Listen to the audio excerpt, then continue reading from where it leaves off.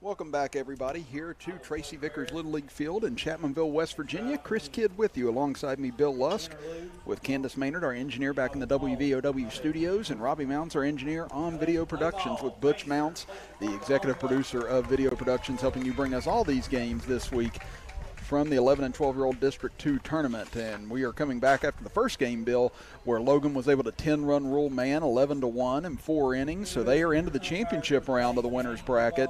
They'll face whoever wins this game tomorrow at approximately 5 p.m. So Chapmanville and Mullens one step closer to try and clinch a state tournament berth. Yeah, and if it's Chapmanville, it'll be a rematch of last year's District 2 championship game that was won by Logan. And of course, Logan went on to the state tournament. Chapmanville looking to get back to the state tournament, first time in quite some time. Don't really know when was the last trip that Chapmanville went, maybe 2015, because there for a while they only took one representative starting in 2017, 16. Well, actually, I take it back. 18 was the last year. I think they took 2 teams, because that was Man and Madison that went on, and Logan advanced to the state tournament in 17, and Chapmanville may have went that year. I'm not for certain. You might have a little more knowledge of that one. I've been here every year. I couldn't tell you. It runs together so much. All I know is that all these kids are way better than I was in Little League. Just every year I'm like, I wish I could have done that. But nevertheless, in that first game, again, Logan able to plate 5 runs in the bottom of the 3rd inning, and then able to get a play at the plate to get the 3rd out in order to secure that 10-run rule win. This is the first time we get a look at Chapmanville in this tournament. Again, they and Man both drew the bye in the tournament. So we saw Mullens the other night look very efficient. Again, great defensive ball club. We're able to defeat Madison 7-4 in that game, as Chapman for Mullens was able to throw a gem in that contest. He is ineligible to pitch today. He'll be out at shortstop. So now's whenever you start to see the fun of this and the depth of the pitching staffs on both sides. Yeah, and Mullens will send Nichols to the mound tonight. That will be Braxton Knuckles to the mound for the Mullens All-Stars tonight, and we'll see if he can duplicate the performance that we saw Friday night from Ryder Chapman. Chapman, kind of a rarity, a 6-inning complete game, only threw 84 pitches, I believe it was. Didn't even need the whole 85 pitches to finish off Madison. He was very effective. He gave up 4 runs, 6 hits, 6 strikeouts, 1 walk. He only had like 50 pitches through like 4 innings, I believe it was. So he was very efficient, pounded the strike zone early and got ahead of the batters. And Mullens is going to need a repeat of that performance here today. And if you're Chapmanville, you better be alert on defense, because this Mullens All-Stars team may be the most aggressive team in this tournament, as we saw in that contest Friday night against Madison. They're moving on the base pass. They're putting pressure on the defense, and they were able to, score 2 runs on a wild pitch, and scored another run on an error by getting the runners moving. So Chapmanville better be alert, better be on their toes when they're on defense. When you look at the Chapmanville lineup, they'll be the designated visiting team today. Mullens the home team. It'll be Archer Altizer leading things off for Chapmanville, playing left field as well. Then you have Cooper Evans batting second and catching. Batting third is the second baseman Brody Belcher. In the 4th spot, it's the shortstop Jacob Vance. Batting 5th and playing third base is Ethan Casey. Batting 6th is Evan Fleming, the pitcher. Batting in the 7th hole is the right fielder Xander McClung.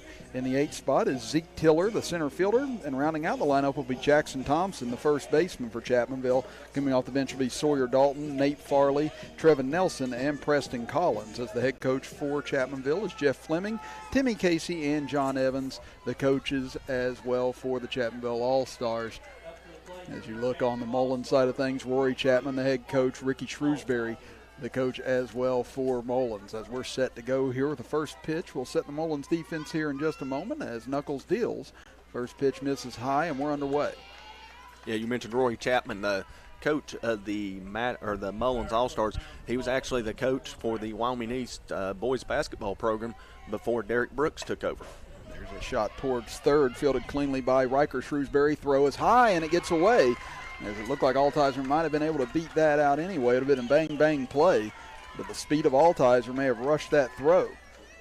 Let's see if we can get a look at it on a replay here to see just exactly if the play how close it would have been.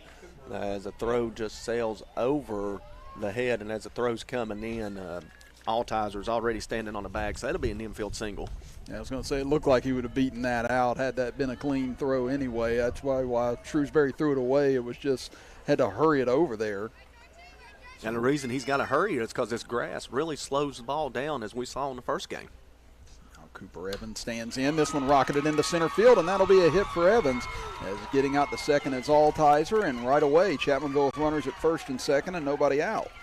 Kind of an eerie start for the Mullens All-Stars, as Friday night Madison was able to get a run on the first two runners. The leadoff batter reaches with a triple, and then you have an RBI ground out. It was 1-0. Fortunately here for Mullens, there's first and second, nobody out. There's just a runner at second base as opposed to third base Friday night.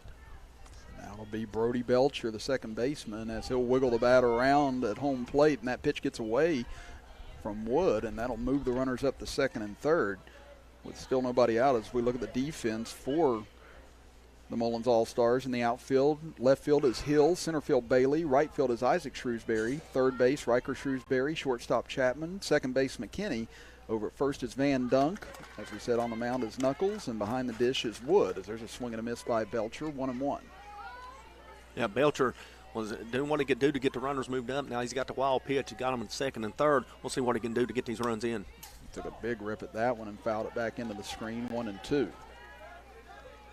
I'll tell you what, these Chapmanville All-Stars, too, making me feel older by the moment. I either played Little League with some of their fathers, or I've known them since they were born, or I went to school with their parents. So, boy, this is a rough experience here. As Belcher hits a slow roller out to third, Shrewsbury up with a one-hop throw. Van Dunk, what a job by him to dig that out over at first base and keeps the runners at bay for the first out of the inning. Yeah, very good throw there on the play by the third baseman for Mullens, that being Riker Shrewsbury. Van Dunk didn't really have to make a play on the ball as the ball bounced right to him on a straight hop. Now this one is crushed into left center field by Jacob Vance, and that's going to get to the wall on one hop. Altizer scores easily. Here comes Evans to the plate. He'll slide in safe, and Chapmanville has taken a 2-0 lead here in the top of the first inning. Good start for the Chapmanville All-Stars. That's really not a bad start for the pitcher, Knuckles. And he's throwing strikes, letting his defense do the work. Chapmanville's just finding the gaps and pounding the ball early on. And that ball was a scud missile off the bat from Vance. That equaling about as hard a hit ball as we've seen this tournament. Landon Hall had that two-run home run in the first game. That ball might have been hit even harder. That ball was hit harder than the one that Hall had in the first game. Ethan Casey will stand in. Pitch gets away, and over to third goes Vance. So Chapmanville pressing the issue early, trying to get out on Knuckles as quick as they can, and they've done so thus far. We'll see if this base runner reaches, if Roy Chapman will come out and try to settle Knuckles down a little bit. 1-0 the count. That one misses over the head of Wood, and taking a couple of steps off of third was Vance, but he'll stay put. That ball ricocheted back towards Wood a little bit more. Count now at 2-0 for the Chapmanville number 5 hitter on the lineup. Again, 3 hits already for Chapmanville here in this first inning. Knuckles deals. This one comes inside, and Casey, a little bit of acrobatics that time, able to avoid being hit by the pitch, and now the count is 3-0. Yeah, I don't know how he didn't get hit by that pitch. He got out in a nick of time before it did nick the jersey. 3-0 pitch. That one's going to miss low and away, and a 4-pitch walk to Casey. Looking down in the dugout, no movement from Coach Chapman. As that's the first walk of the contest. And now we will get timeout to come out, and Coach Rory Chapman will come out and talk with his club, including his pitcher, Knuckles, who is no relation to the former Mullens coach, Don Knuckles, who is a legend across the state of West Virginia. And Chris, I told you we had an interesting basketball fact about these two teams, Mullens and Chapmanville. February 6, 1979, Mullens and Chapmanville played in a game where 229 points were scored. Good Lord. Without the three-point line. Man, who won? Mullens won 120-109. Chapmanville fell behind early at the half and put up 47 points in the fourth quarter. Just unfortunately couldn't complete the comeback as Mullens scored 33 points in that contest. And for Mullens, Willie Stewart set a school record with 53 points in that contest and hauled down 17 rebounds. Lord, if me and you actually called a high school basketball game like that, they'd have to hose us down after it was over with. We'd be so ecstatic. We've caught our fair share of excitement, that's for sure. As pitch misses low to Fleming, taking off for second. Throw down from Wood, not going to be in time. The runner does hold at third for Chapmanville. A little bit of a gamble there by Mullens, sending that throw down, but Casey able to come up with a straight steal of it anyway. So now two runners in scoring position for Chapmanville. Here's the 1-0, fouled straight back towards me and Bill.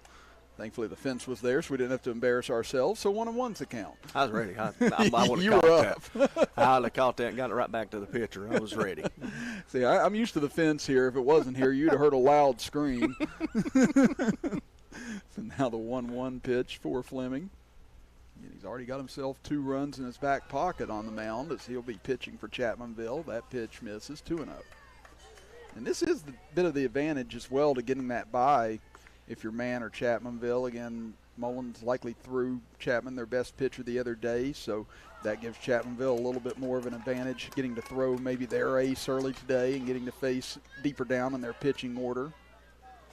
Yeah, and with the rain out, it pushes things back an extra day, so those guys that threw 20 pitches or 35 pitches are able to come back on a shorter rest than what you would normally expect in a originally scheduled tournament. Fleming fouls one off down the right side. Count now even at 2 balls and 2 strikes. Again, still only 1 out here in the top of the first inning. Chapmanville with 2 runs already, looking for more with runners at second and third. Knuckles deals this one, chop foul down the third base side. Now that was the 19th pitch thrown by Knuckles. Chapmanville being very aggressive in the count, pounding the ball all over the field thus far in the first inning. Comes another 2-2 pitch from Knuckles. Off-speed pitch, got Fleming out in front, swinging and missing for strike 3. A good pitch by Knuckles to come back with the changeup, it looked like, to get Fleming out on his front foot. Not much you can do when you're that far out in front. So that'll bring up Xander McClung. McClung, that's the number 7 hitter in the lineup, playing right field today for the Chapmanville All-Stars. The winner of this game gets Logan tomorrow in the finals of the winner's bracket with a chance to go to the state tournament at stake. Its first pitch misses high, 1-0. If Knuckles able to get this batter and retire him, 2 runs is not that big as we've seen in this tournament. Yeah, I was going to say, if you limit this to 2 with the way Chapmanville came out swinging the bats, that's kind of a win for Mullens at this point. So that pitch is going to miss low, 2-0. And the loser of this game will come back quick tomorrow. They'll play at 1 o'clock against Sandy River in an elimination game. Then at 3 o'clock we have Man versus Madison in another elimination game. As McClung foul tips it into the glove of Wood, 2-1. Now, we've seen Friday night, this Mullens team is very aggressive at the plate. They'll swing at the first pitch that they see, especially if it's in around the strike zone. Here comes the 2-1 pitch to McClung. This one right towards Van Duncan. He'll snag it out of the air for out number 3. So Chapmanville able to get 3 hits along with a 2-run RBI double by Jacob Vance. 2 runners left on as we go to the bottom of the first inning. It's Chapmanville leading Mullens 2-0 as you're listening to and watching live streaming coverage of District 2 Little League Baseball presented by BOONE Memorial Hospital and powered by HD Media and live on WVOW Radio. Started as a vision to bring quality health care to the coal fields of southern West Virginia, has grown to become so much more. With a 5-star patient experience rating 2 years running, our family of local employees, medical staff, leaders, and governing board are working hard to deliver compassionate care, respect for others, and excellence in all that we undertake. We are now BOONE Memorial Health, and for you and your family, we are bringing medicine home. At Tiger's Ice Cream and Grill, we have a huge menu offering home-cooked dinners, hamburgers, tacos, hot dogs, pizza, Philly steaks, and desserts, including, of course, ice cream. Ask about our weekly home-cooked dinners. We have an everyday hot dog special, 6 hot dogs for $5.99, or $5 14-inch large grab-and-go pizzas made from our fresh homemade dough. So visit Tiger's Ice Cream and Grill, located beside the old IGA in Chapmanville, just off the Crawley Creek exit of Welcome back, everybody. Chris Kidd here with you, alongside me, Bill Lusk. Now our engineering back in the WVOW studios, Seth Eastep. Thank you, Candace Maynard, for all the great work you did this afternoon for us. And also beside me here on Video Productions, Robbie Mounts engineering today's game as Chapmanville leads Mullens 2-0 as we get ready to see Mullens for the first time here in the bottom of the first, as it'll be Tristan Mckinney batting first and playing second base, then Ryder Chapman, shortstop, batting second, Henry Van Dunk batting third and playing first base, Braxton Knuckles pitching for the Mullens All-Stars, and batting fourth, James Wood, the catcher, batting fifth. Batting sixth is Mason Bailey, the center fielder. In the seventh spot is Isaac Shrewsbury, the right fielder. In left field is Hunter Hill, batting eighth, and Riker Shrewsbury, the third baseman, rounds out the lineup batting ninth. You have Chase Price and Jesse Blessing coming off the bench as well for Mullens here this afternoon. As the Mullens teams we mentioned, they're going to be aggressive in the count, but they will also be patient too. They were able, in that the game against Madison, they were able to work the count. They worked 11 three-ball counts against Madison. For Fleming here, the main objective for him today, pound the strike zone. If he's able to do that, he should have success here. We saw this Mullens team strike out 14 times Friday night against Madison. So now we're going to see McKinney stand in. McKinney the other night was 1 for 4. He grounded out to third base, had a bunt single and 2 strikeouts in the win over Madison, as Fleming misses low 1-0. Yeah, very aggressive hitter at the plate for the Mullens All-Stars in the leadoff spot. He'll take pitches, and he'll also swing at the first pitch. Fleming, a lot of action on that fastball, fouled off by McKinney, 1-1. And Fleming has probably the most live fastball we've seen today, right up there as well with what we saw from the Alex Dent from Madison the other night. That one missed a little high, 2-1. That's what it's Fleming, Dent, Butcher, and Adams for man. He had a live ball earlier. Just swing and a miss by McKinney, 2-2. And he gets that ball in his throwing hand, kind of pauses there at the top before releasing. Surprised he's able to get as much action on that with that motion.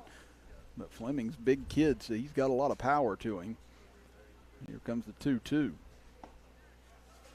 That one just missed outside. Fleming kind of bends his knees thinking he had the third strike, but instead it's a full count.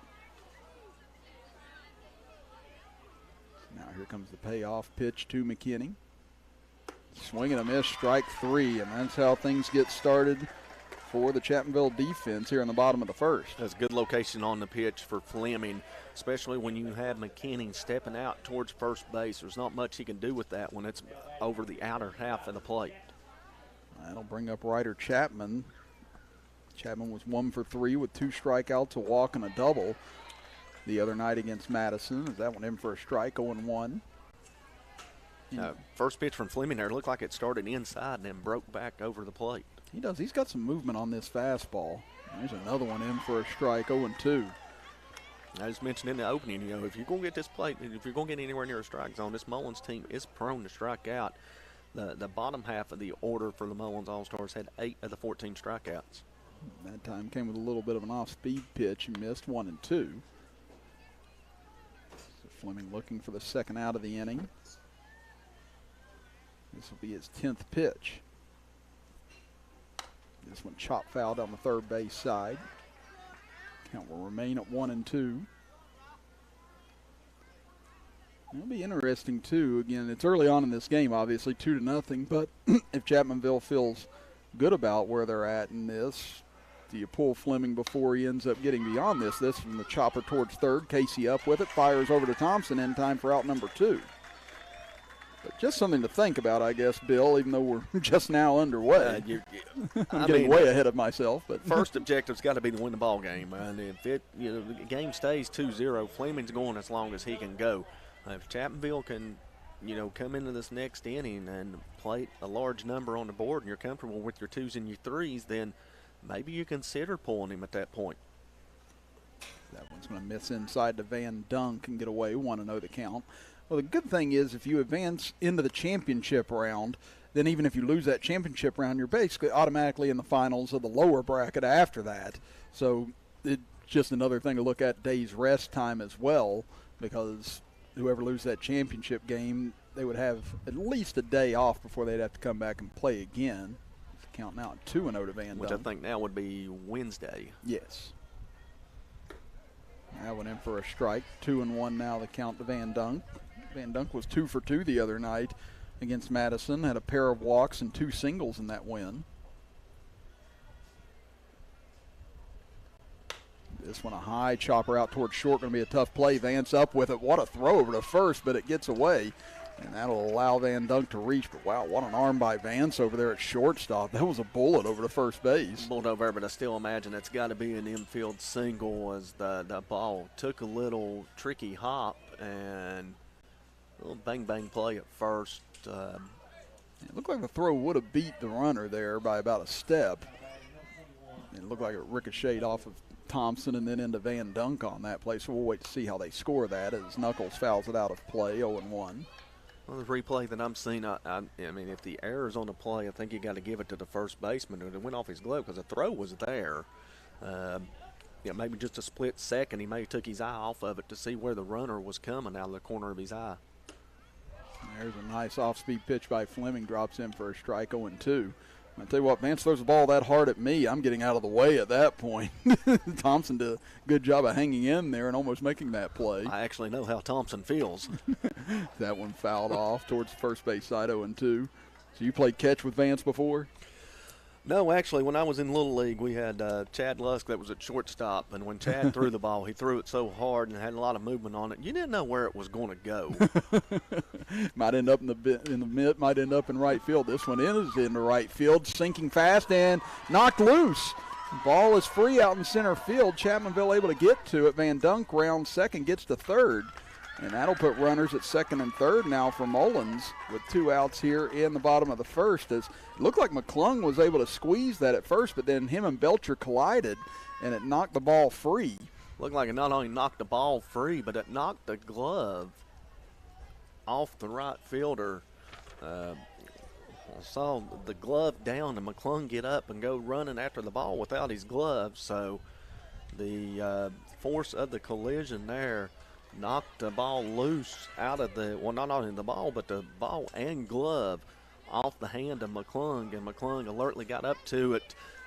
The only bad thing that I could see about it is he fired a strike into the plate instead of throwing it into second base and holding the runner at first base. The throw into the plate allowed the runner to advance to second base, and that brings up James Wood up. James Wood was 1 of 2 the other night as that pitch misses. 1-0 the count. Wood singled, struck out, and walked, and uses a wooden bat, which is unusual for a lot of little leaguers. Now here comes the 1-0 pitch. This one comes inside and misses, 2-0. Well, we've seen our first home run of this tournament.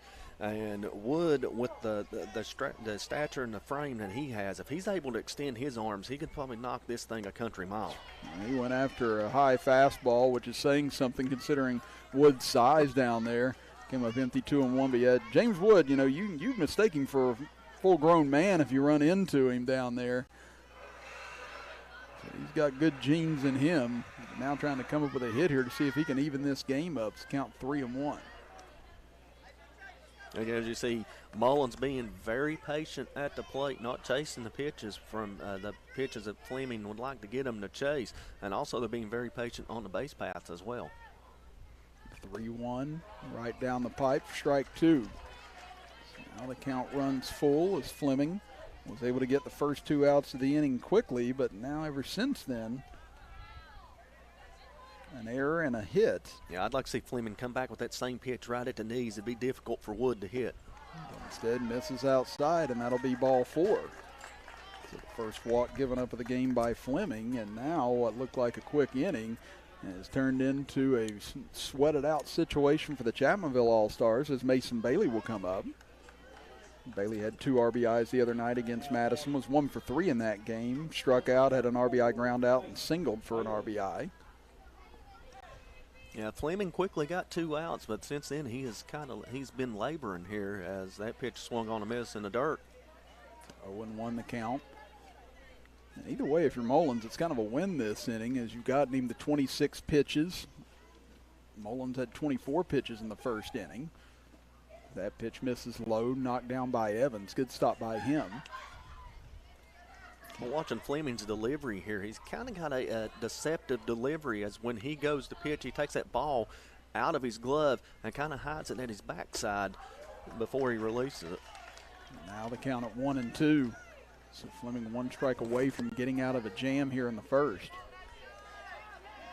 Bases loaded for Mullens. 2-0. Chapmanville leads at the pitch. Check swing. Did he go around? Yes, he did. And that'll be strike number 3 to end the bottom of the first inning. So both teams threaten. Chapmanville breaks through in their top half. Mullens strands 3 in the bottom half. We head to the top of the second. 2-0. Chapmanville leads it as you're watching live streaming coverage of District 2 Little League Baseball presented by BOONE Memorial Hospital and powered by HD Media and live with us here on WVOW Radio. The main goal of our firm is to provide the best client experience possible. I want my clients to believe that they've experienced fairness. Then finally, I want them to know that they got a friend. I'm not in the business of running off business, but I'm in the business of being honest. At the end of the day and at the end of the case, I want the client to know that they didn't leave anything on the table, to feel without doubt that they made the right decision to hire this firm. In Peytonville, there's lots of ways to save on auto insurance. Really? Yep. Very proud of that. With Smart Ride from Nationwide, they can get discounts for safe driving. Does she get one? Mrs. Carmichael, safest driver in Peytonville, takes a lot of work and effort to be the safest driver in Peytonville. What about this guy? With Nationwide Smart Miles, the less he drives, the less he pays. The list of inspiring stories goes on and on. I bet. I've never seen anyone do more with their retirement than you. I I think he saw the runner coming out corner of his eye. Welcome back, everybody. Chris Kidd with you alongside me, Bill Lusk, with Seth Estep, our engineer back in the WVOW studios, and Robbie Mounts, our engineer here on Video Productions, as Chapmanville leads Mullens 2-0 in our second game of the day here from Tracy Vickers Little League Field in Chapmanville, West Virginia. Logan 11-1 winners already today over Man, so they're in the finals of the winners bracket. Man still alive in the tournament. Double elimination is this setup. So even whoever loses here in this contest will still be alive. They would just have to come back and play at 1 o'clock tomorrow. The winner gets into the championship round against Logan. Yeah, Man coming back tomorrow at 3 p.m. against a very tough Madison club that, a couple of breaks. We could be talking about Madison playing Chapmanville here this evening. Good news for Man is they won't have to face Alex Dent for Madison. Dent was dealing in that contest, striking out 10 Mullens batters. Well, now it'll be the 8, 9, and 1 hitters this inning for Chapmanville. Zeke Tiller stands in first, takes a big rip and fouls it off to the right. 0-1 the count. Now we've seen Chapmanville be very aggressive in the counts here. If the pitch is anywhere near strike zone, they're going to be up there hacking at it, and that's the 25th pitch for Knuckles. Here comes the 0-1 from Knuckles to Tiller, swinging a miss, 0-2. Good little drop action there by Knuckles on that pitch as the bottom fell out of that pitch before it could get to the batter. Now a chance for Knuckles to get the first out of the inning. Tiller lifts it towards the left side and out of play as it falls just shy of the Chapmanville dugout over along the third base side. Yeah, it would have been a tough play for the third baseman who's playing about 5 steps off the bag down there at third base, so anything hit down the line is going to be a difficult play for him to get to. Knuckles comes back. This one skips in the dirt and misses, counting out a 1-2. Now Knuckles back on the rubber, ready to go here as he's ahead of Tiller still at 1-2. Shakes off a sign from Wood, now gets what he wants as he's ready to go. This one lifted high in the air in the left field. Hill backing up on it and can't find it. That'll get all the way to the wall. Tiller rounds first, digs for second, and he'll be in with a stand-up double.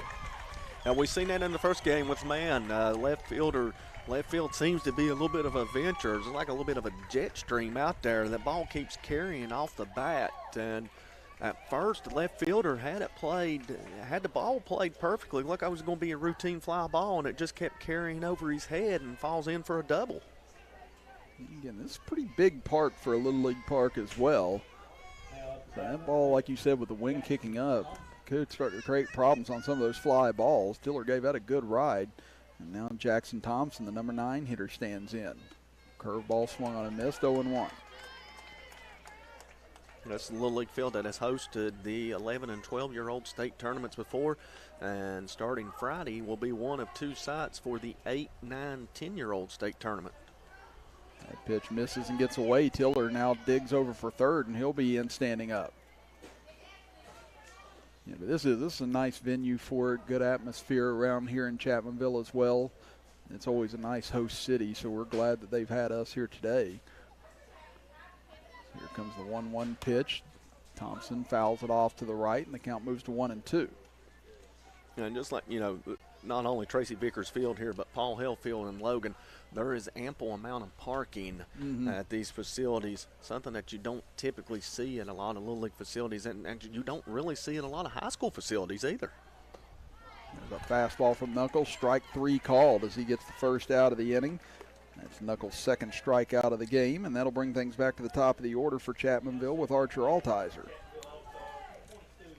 Altizer singled back into the first inning. We'll see if he can continue that. If he can get his second hit, Chapmanville will have their 3rd run on the board.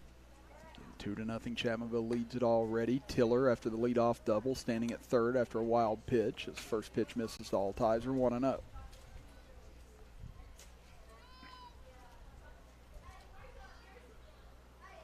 Knuckles deals this one, hit back up the middle off the glove of Knuckles, able to retrieve it, fires over to Van Dunk in time for the second out, but that will score Tiller from third.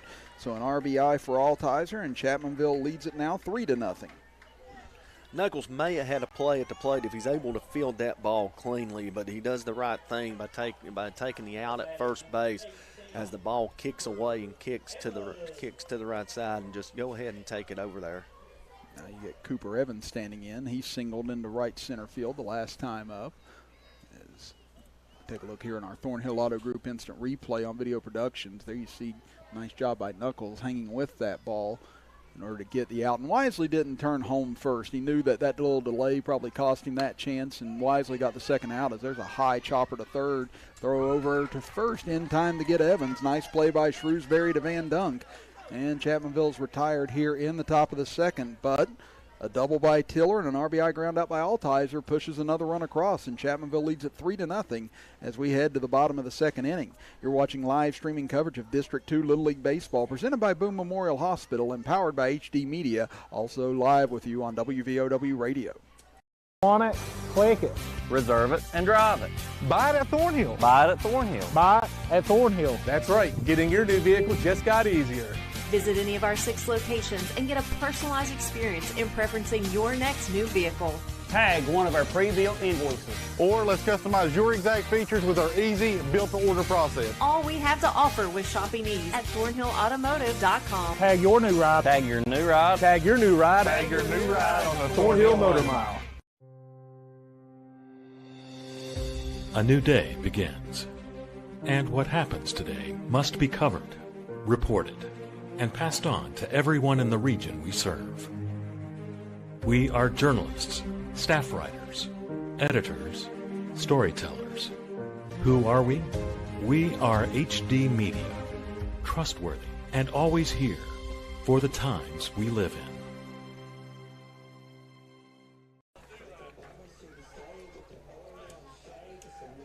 Welcome back, everybody. Chris Kidd with you, alongside me, Bill Lusk, with Seth Eastep, our engineer back in the WVOW studios, and Robbie Mounts, our engineer here on Video Productions, as it's 3-0 Chapmanville going to the bottom of the second inning. And thus far, it's just been about opportunities, Bill. Again, Chapmanville's cashed in on their opportunities early on. Mullens leaving the bases loaded in the bottom of the first. Yeah, Fleeman doing a good job in the first inning of retiring the Mullens All-Stars. He got a strikeout to start the inning and a ground out to third base quickly. He had 2 outs. And then he had the error and a single and a walk and the bases loaded, and he comes back and gets Mason Bailey to strike out to end the inning. And then on the other side, Chapmanville on the offensive side, Knuckles, he's not pitching a bad game. He's throwing strikes. Just Chapmanville is able to, put the ball in play and find the gaps out there.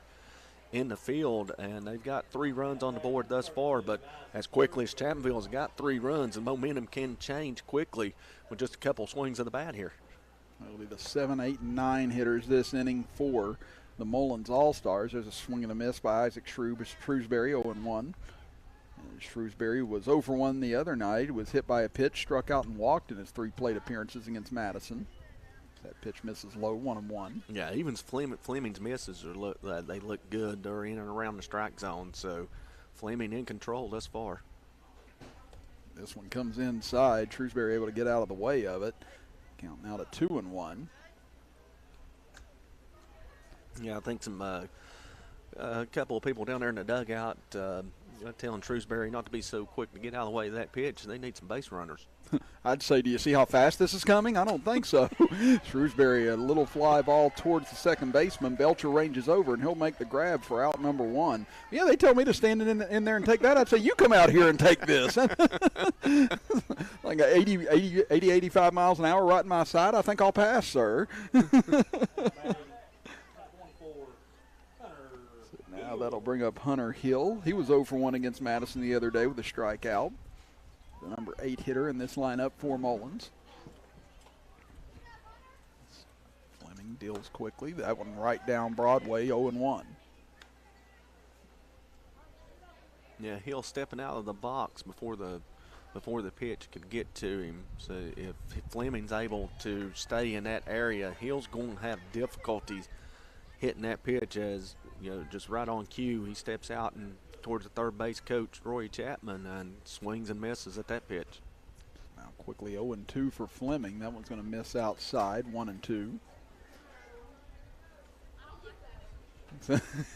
Fleming and Evans apparently had a little exchange there. He said, one of them apparently said, I didn't like it. Fleming said, I didn't like it either.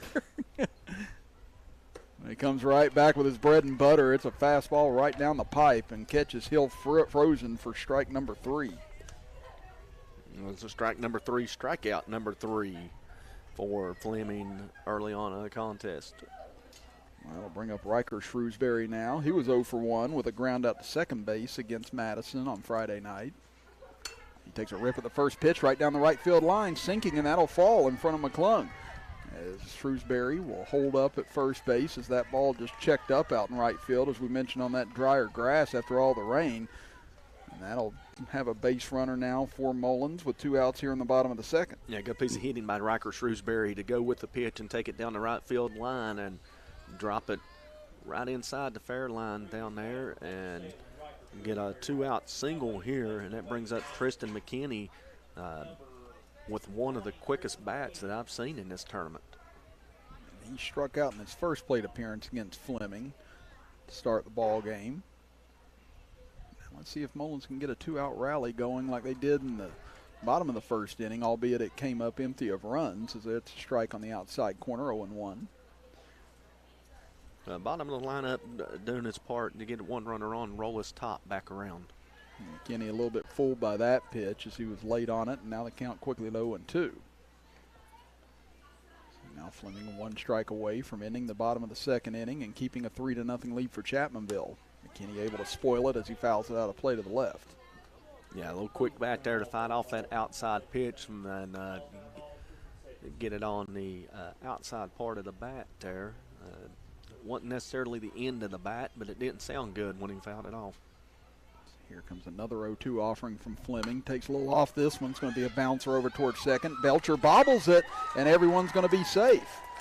It took a tough little in-between hop on Belcher there at the last second. And now runners at first and second. So just like we saw in the first inning, Fleming able to get the first 2 batters out quickly. And then Mullens was able to load the bases before Fleming got out of trouble. Now, after the first 2 outs of the inning, the last 2 batters have reached. Yeah, a little routine ground ball there. Belcher unable to corral it, and now McKinney is on base by the error. As Ryder Chapman stands in, takes a ball, 1-0. Chapman grounded out to third his first time up. Fastball's going to miss as well, 2-0, as Evans fakes a throw down to first base.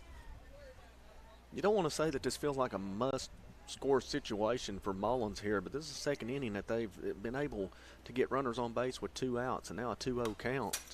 And it's fouled right back towards us, count at 2-1. But you don't want to go into the inning scoreless, leaving another runner out in scoring position, which would be the third one of this contest. You want to try at least get 1 in, maybe 2 with McKinney. He's probably one of the most aggressive base runners we've seen in the tournament thus far. That one misses and gets away. The runner's going to move up here, second and third.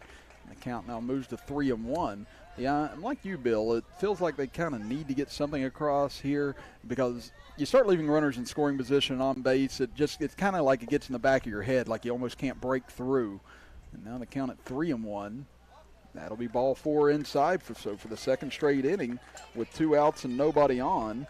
Mullens is able to come back and load the bases. They weren't able to cash in last time. Can they do it here as Henry Van Dunk will come to the plate?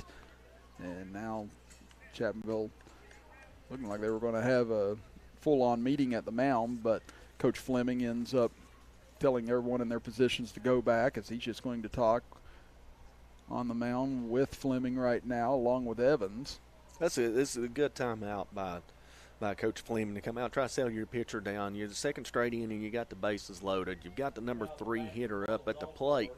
It's just a little talk about, what you're doing wrong as opposed to what's been done right. And just these last few batters, Fleming's trying to overthrow. That one will miss outside, 1-0. As we see it right there on that pitch, it's outside. Fleming just reared back and threw that ball as hard as he could and missed the zone. Van Dunk reached on an error his first time up. This is going to be a tough play. It's bounced off a home plate, fielded at third. They're not going to get the out, and there's a run across for Mullens. As that was just a ball hitting no man's land. Casey did a good job to get up to it. By the time he was there, Van Dunk was nearly to first base. So now 3-1, Chapmanville leads it, and the base is still full. It's not only hitting no man's land, it's a high chopper. And, Little League bases are 60 feet as opposed to high school being 90 feet. And with Van Dunk being a left-handed hitter, he moves well for a number 3 guy in the lineup. He's able to get down the line, and by the time that ball is fielded by the charging third baseman, there's really nothing he can do. I'm really surprised that he threw the ball over to first base. You got Braxton Knuckles standing in. He singled to right field his first time up. A hit here could tie the game. Back up the middle. Goes to Belcher. He fields this one cleanly over to second. In time to Vance for the force out at second. So for the second straight inning, Mullens leaves the bases loaded, but they do push a run across to cut into the Chapmanville lead now at 3-1 as we head to the top of the third. Back in 60 seconds as you're watching live streaming coverage of District 2 Little League Baseball presented by BOONE Memorial Hospital and powered by HD Media and live with us here on WVOW Radio.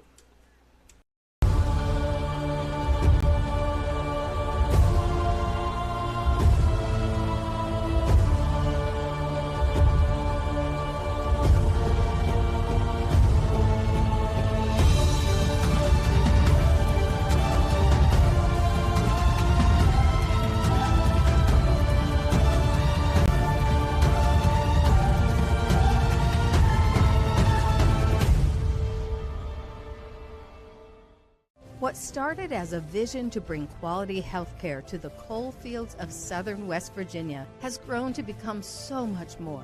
With a 5-star patient experience rating 2 years running, our family of local employees, medical staff, leaders, and governing board are working hard to deliver compassionate care, respect for others, and excellence in all that we undertake. We are now BOONE Memorial Health. And for you and your family, we are bringing medicine. Riker. Welcome back, everybody. Chris Kidd and Bill Lusk here with you from Tracy Vickers Little League Field in Chapmanville, West Virginia for the 11 and 12-year-old District 2 Little League Tournament. We have Seth Eastep back in the WVOW studios engineering for us and Robbie Mounts engineering for us here on Video Productions as we have a new pitcher now on the mound for Mullens. It'll be Riker Shrewsbury taking over for Knuckles. As Knuckles was at 37 pitches, so I believe he started that last at bat, though, below 35, so that means he would just have to have 1 day's rest now. Yeah, he actually started that batter with 35 pitches, and he's able to keep it at the 1 day's rest. They keep him at the 35 pitches. The 35 pitch threshold allows him to set out 1 day And this is not a bad decision by the Mullens All-Stars to change pitchers, because second time through the lineup, give Chapmanville a different look, different speeds. It looks like Shrewsbury getting the ball up there very quickly. I was going to say, he looks like he's got a live fastball on him. His knuckles will go back over to third, where he was on Friday night, so just a straight switch there. Now it looks like Jesse Blessing is going to check in at left field, and into right field now will be Chase Price.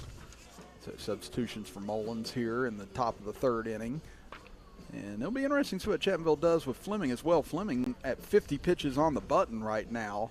So if they lifted him at this point, he would only have to take 2 days rest. But if he continues on, then you know he's probably going to continue on until he gets to 85 pitches. Yeah, anything after the 50-pitch limit, you figure they've got to stay with him. And I would imagine Chapmanville will continue with Fleming on the mound. It's not that he's pitching bad. I mean, the 6 base runners left on base. It's just, he's in and around the strike zone. It's just when they get the runners on, he tends to get frustrated and overthrows and misses his spots, as the Mullens All-Stars were able to get a run that time around. As you mentioned, they left the bases loaded for the second consecutive inning.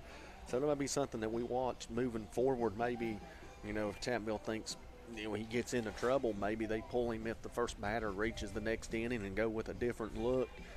Much like the Mullens All-Stars are doing here, as the substitutions are being reported to us now, and as soon as we get those, we'll pass them along to you. Yeah, Fleming's had some tough luck, too.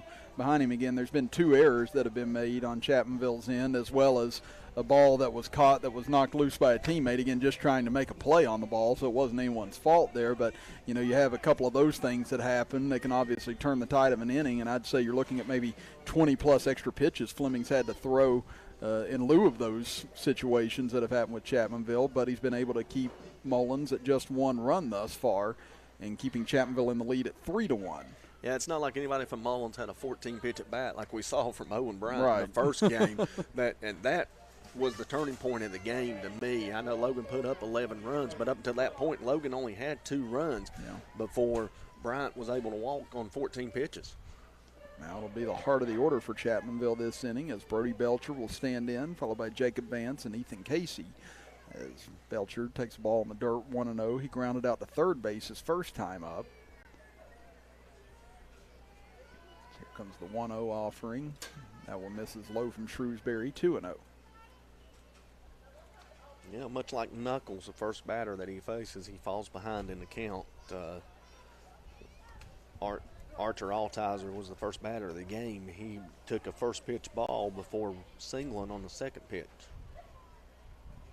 Here comes the 2-0 from Shrewsbury. Belcher hits this one between first and second, and that's going to get through. And that took a weird hop out in the outfield and got all the way to the wall. Belcher's going to dig for third, and he's going to be in standing up. And he'll take the slide at the last second just to make sure Mom's got to wash that uniform tonight. And that will put Chapmanville in business to start the top of the third inning. Boy, did you see that ball take off? It was like it was on its own track that time. The ball took off, and also the right fielder got a late break on the ball. And by the time he was able to move and get to it, Belcher was already heading to second, thinking about third in a leadoff triple. That ball looked like it just, once it landed, it just took off to the left and just kept moving. And now chance for Chapmanville to get the run back that they surrendered in the bottom of the second inning, as Jacob Vance had a 2 RBI double to left center field his first time up, and a ball that he absolutely demolished. That ball misses from Shrewsbury, 2-0. Yeah, that's not the first time that we've seen these balls, take a little detour on their way out to the fielder, and we saw it a couple of times in the Man-Logan game, and we saw it a number of times Friday night. It just looked like somebody had a remote control on it. This one roped into left field, and there's another hit for Vance, and that'll be his 3rd RBI of the game, as Belcher will come in standing up, and Chapmanville has retaken a 3-run lead now at 4-1. Vance gets the job done, but that pitch right there wasn't as hit as hard as he's double back in the first inning. In fact, it looked like that pitch might have been off the end of the bat and was able to get over the infield and drop into left field for single. It looks like we're going to have a substitution now as Trevin Nelson will bat in place of Ethan Casey. And Chapmanville has 4 substitutions that they'll have to make here, and this will be the first of them. And with the 13 players on the roster, the 4 substitutes, they only have to get an at-bat in this contest as opposed with 11 or fewer players where they have to play 6 outs in the field and get 1 at-bat. He'll lay down a bunt and executes it perfectly as Shrewsbury up with it, had to double clutch, and the throw gets away. Now rounding third, coming to the plate is Vance. He'll score standing up. Rounding second and digging for third is Nelson, and he'll be there. Chapmanville now leads it 5-1. And it looked like Mullens was just mixed up on who was covering the bag that time. Van Dunk had to come in to try and see if he could pick up that bunt attempt. Shrewsbury got it. McKinney got over there just a little bit late, and the throw ended up wide of the mark. Yeah, the throw's wide of the mark because of the double clutch there. I'm really shocked that the throw had even took place. I thought maybe the pitcher was going to hang on to it. Now it's a 5-1 lead, and Evan Fleming stands in. The opposing pitcher takes a ball low, 1-0. Fleming struck out his first time up. So if you're like me, scored at home on video productions, score that as sacrifice and an E1.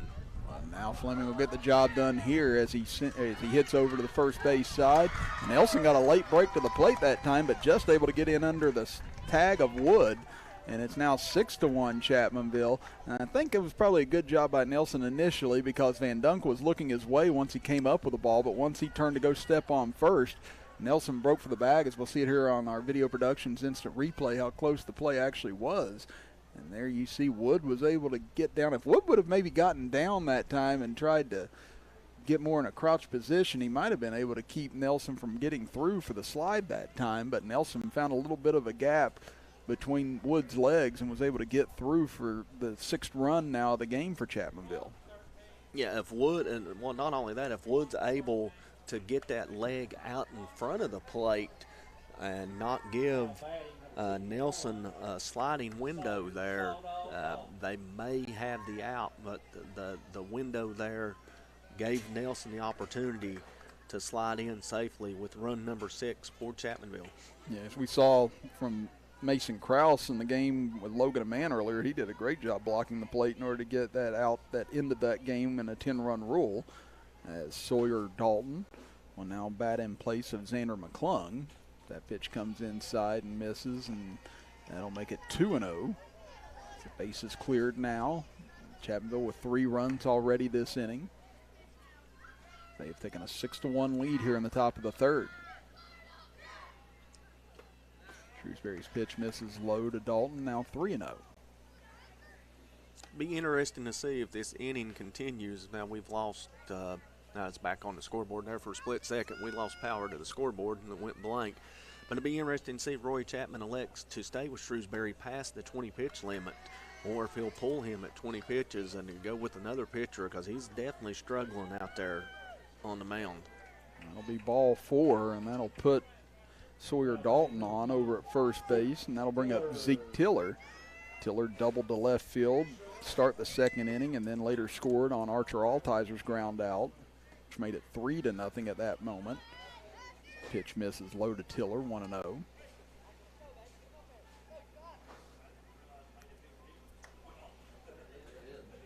Tiller stands back in, ready to go. Shrewsbury delivers, gets a fastball by Tiller, swinging and missing, 1-1.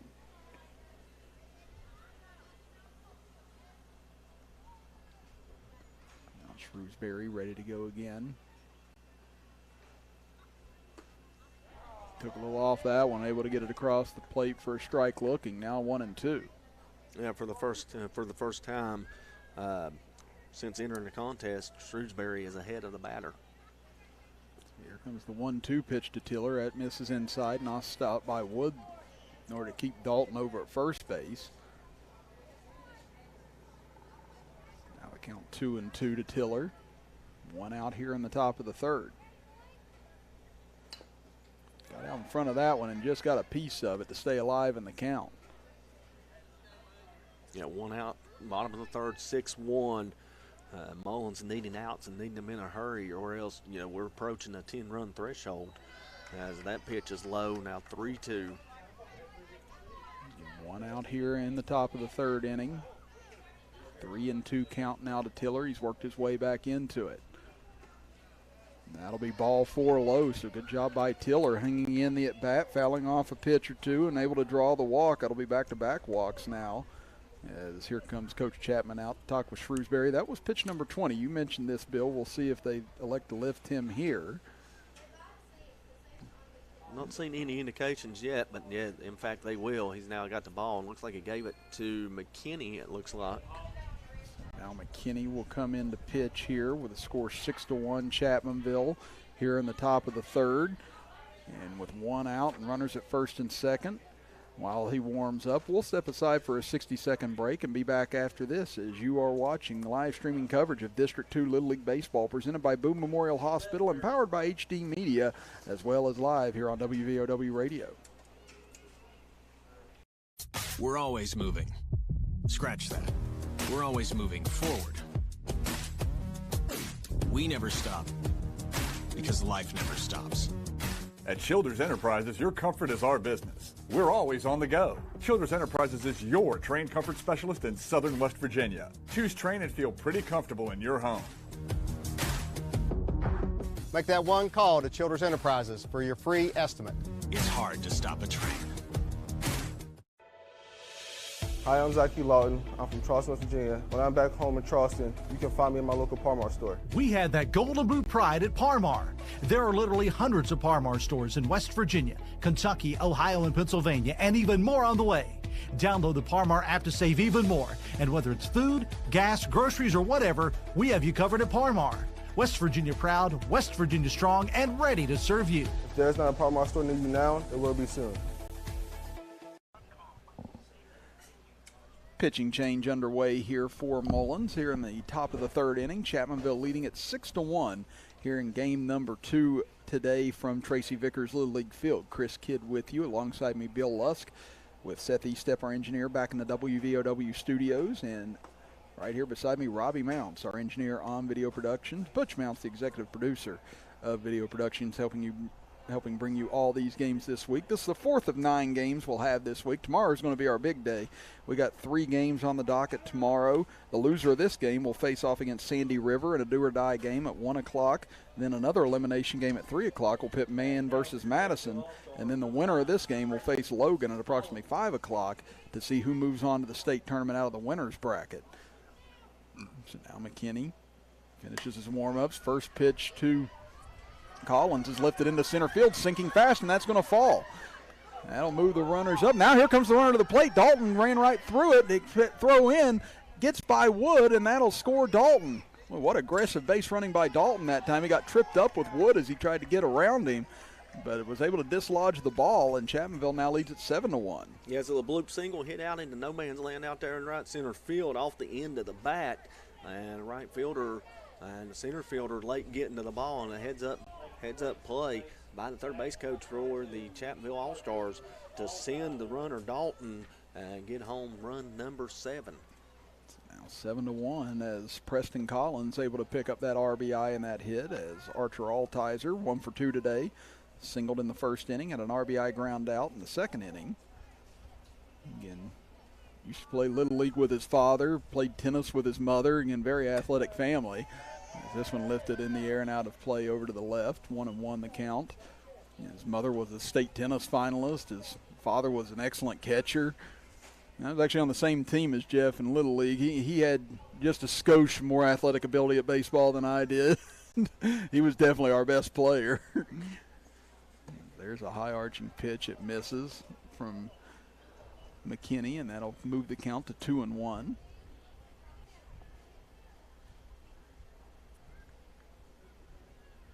Offers now. Nice pitch there on the outer half. Gets Altizer swinging and missing. 2-2. Yeah, Altizer trying to do a little too much with that pitch with an aggressive swing. Comes up empty.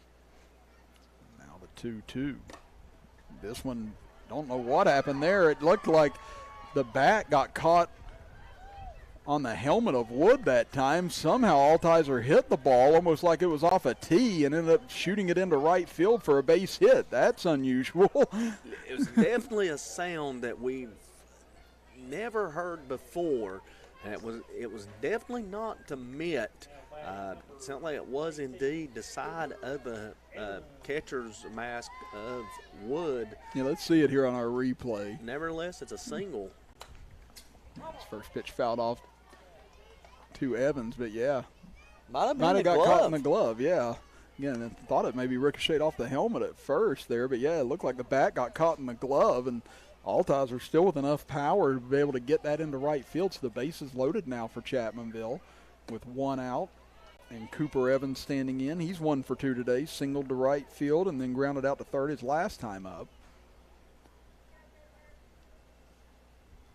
McKinney with the 1-1. That one's going to miss high. 2-1.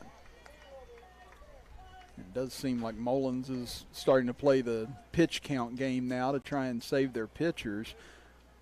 Again, going into the bottom half in the loser's bracket, you definitely want to keep as many arms active as you can. And Evans rips one into right center field. That one's going to fall in. 1 run is in. Tiller's across. Here comes another run to the plate. Scoring standing up. And Chapmanville now, with Collins scoring, has taken a 9-1 lead with runners at the corners and still only 1 out. Second hit of the contest for Evans. First 2 RBIs of the contest. 9-1. Now we are getting, as we mentioned, the 10-run threshold is approaching, as any team leading by 10 runs after 4, the game can be called for the mercy rule. Now taking off to second base, they will throw down, but they were trying to see if they can induce the runner from third to take off. So now it'll put runners at second and third as Evans gets out there. As Chapmanville has batted around this inning, we're back to Brody Belcher, who tripled to start off the inning. Chapmanville has scored 6 runs already, and that one lifted out of play and foul.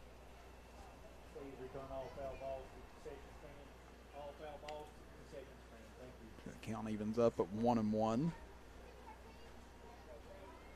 It'll be interesting to see if Chapmanville elects to send Fleming back out to the mound if they were to get a couple of runs here. That's what I was kind of thinking, is that pitch will miss a little high. 2-1. The 50 pitches, I would believe he's right around the, I think it's 2 days. The 2-day limit. Tomorrow would be a day, and then with, regardless of what happens in that contest, win or lose, if you lose, you drop down. If you win, you move on. But you could have him on day's rest. You could have him for a possible, winner take all, winner to the state tournament game on Wednesday. Yeah, that's exactly what I was thinking too. Now the count 3-1 to Belcher. This one hit towards third and snagged out of the air by Knuckles for out number 2. Again, it looked like that ball might get into left field at first, but it might have got it off the end of the bat that time, and it was able to stay in the air long enough for Knuckles to range over for the out. If he didn't get it off the end of the bat, then that bat must be dead, because it definitely didn't hit the sweet spot. And like I said, if it did, it must have hit a dead spot. That'll bring up Jacob Vance. He'll take a strike to start out this at bat, 0-1. Vance had an RBI single earlier this inning. He's got 3 RBIs in the game, had an RBI double back in the first inning. This one, he's a slow roller towards Knuckles. He's up with it, fires over to first, and just in time for the out as he got him by half a step over at first. And that will end the top of the third for Chapmanville, but Chapmanville plates 6 runs and sends 11 batters to the plate. And we head to the bottom of the third inning with Chapmanville leading at 9-1 now, as you are watching live coverage of District 2 Little League Baseball presented by Boone Memorial Hospital and powered by HD Media, as well as live on WVOW Radio. Hi, my name's Zach Frazier, and I'm from Fairmont, West Virginia. And when I'm back at home in Fairmont, you'll find me at my local Par-Mar store. We had that Golden Boot pride at Par-Mar. There are literally hundreds of Par-Mar stores in West Virginia, Kentucky, Ohio, and Pennsylvania, and even more on the way. Download the Par-Mar app to save even more. And whether it's food, gas, groceries, or whatever, we have you covered at Par-Mar. West Virginia proud and ready to serve you. If there's not a Par-Mar store near you now, there will be soon. At Tiger's Ice Cream and Grill, we have a huge menu offering home-cooked dinners, hamburgers, tacos, hot dogs, pizza, Philly steaks, and desserts, including, of course, ice cream. Ask about our weekly home-cooked dinners. We have an everyday hot dog special, 6 hot dogs for $5.99, or $5 14-inch large grab-and-go pizzas made from our fresh homemade dough. So visit Tiger's Ice Cream and Grill, located beside the old IGA in Chapmanville, just off the Crawley Creek exit.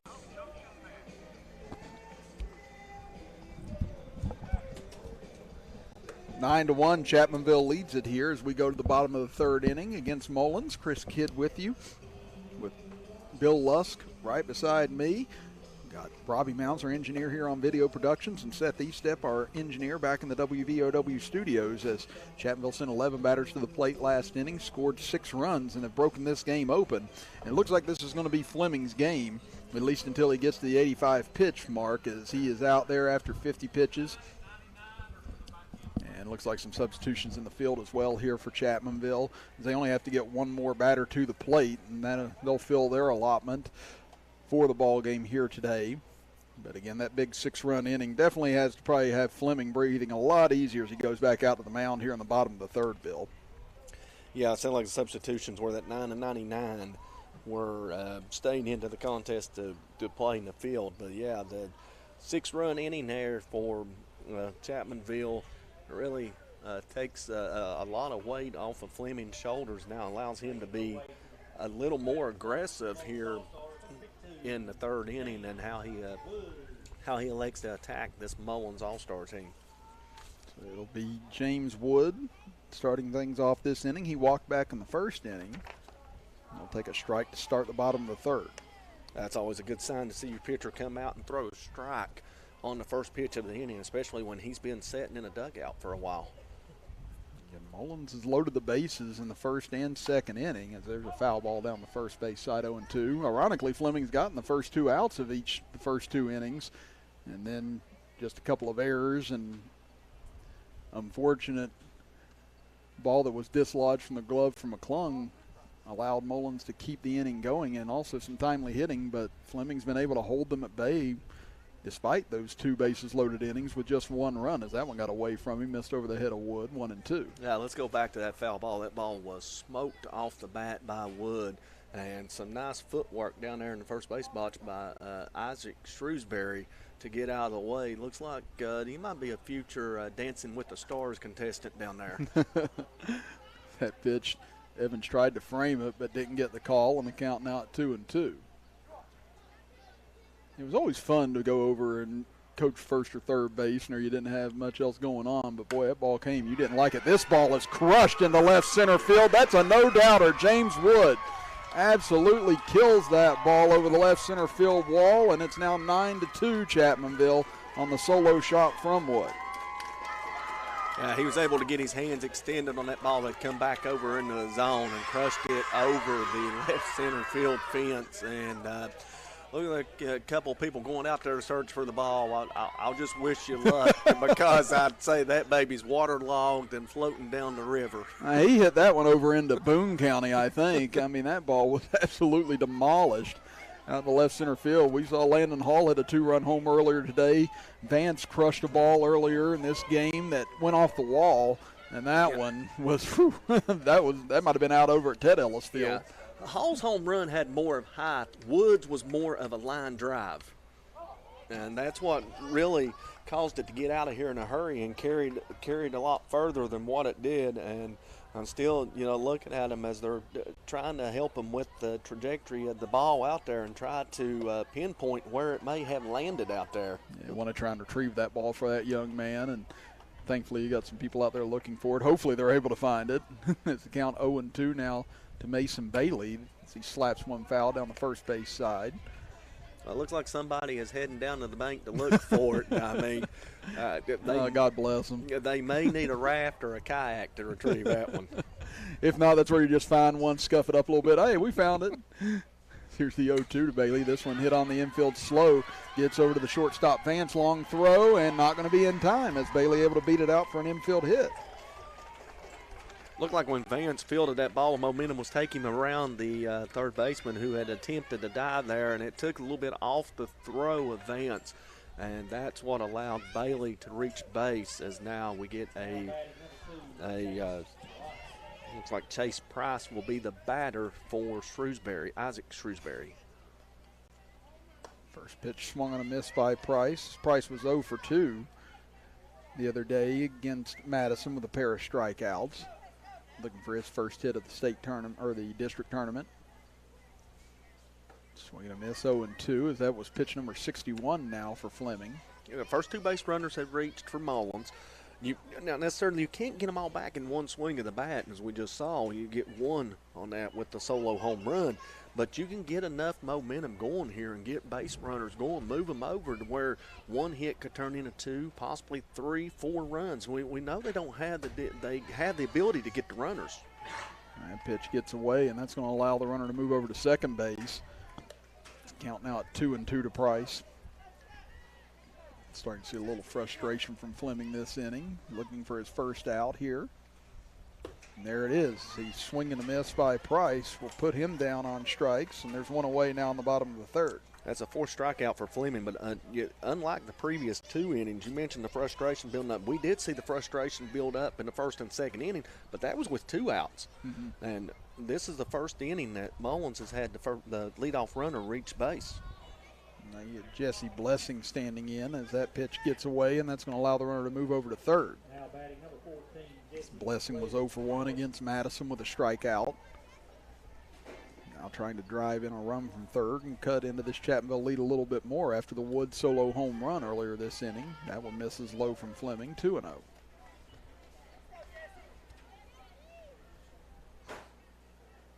Again, the winner moves on to face Logan in the championship round tomorrow at 5 o'clock.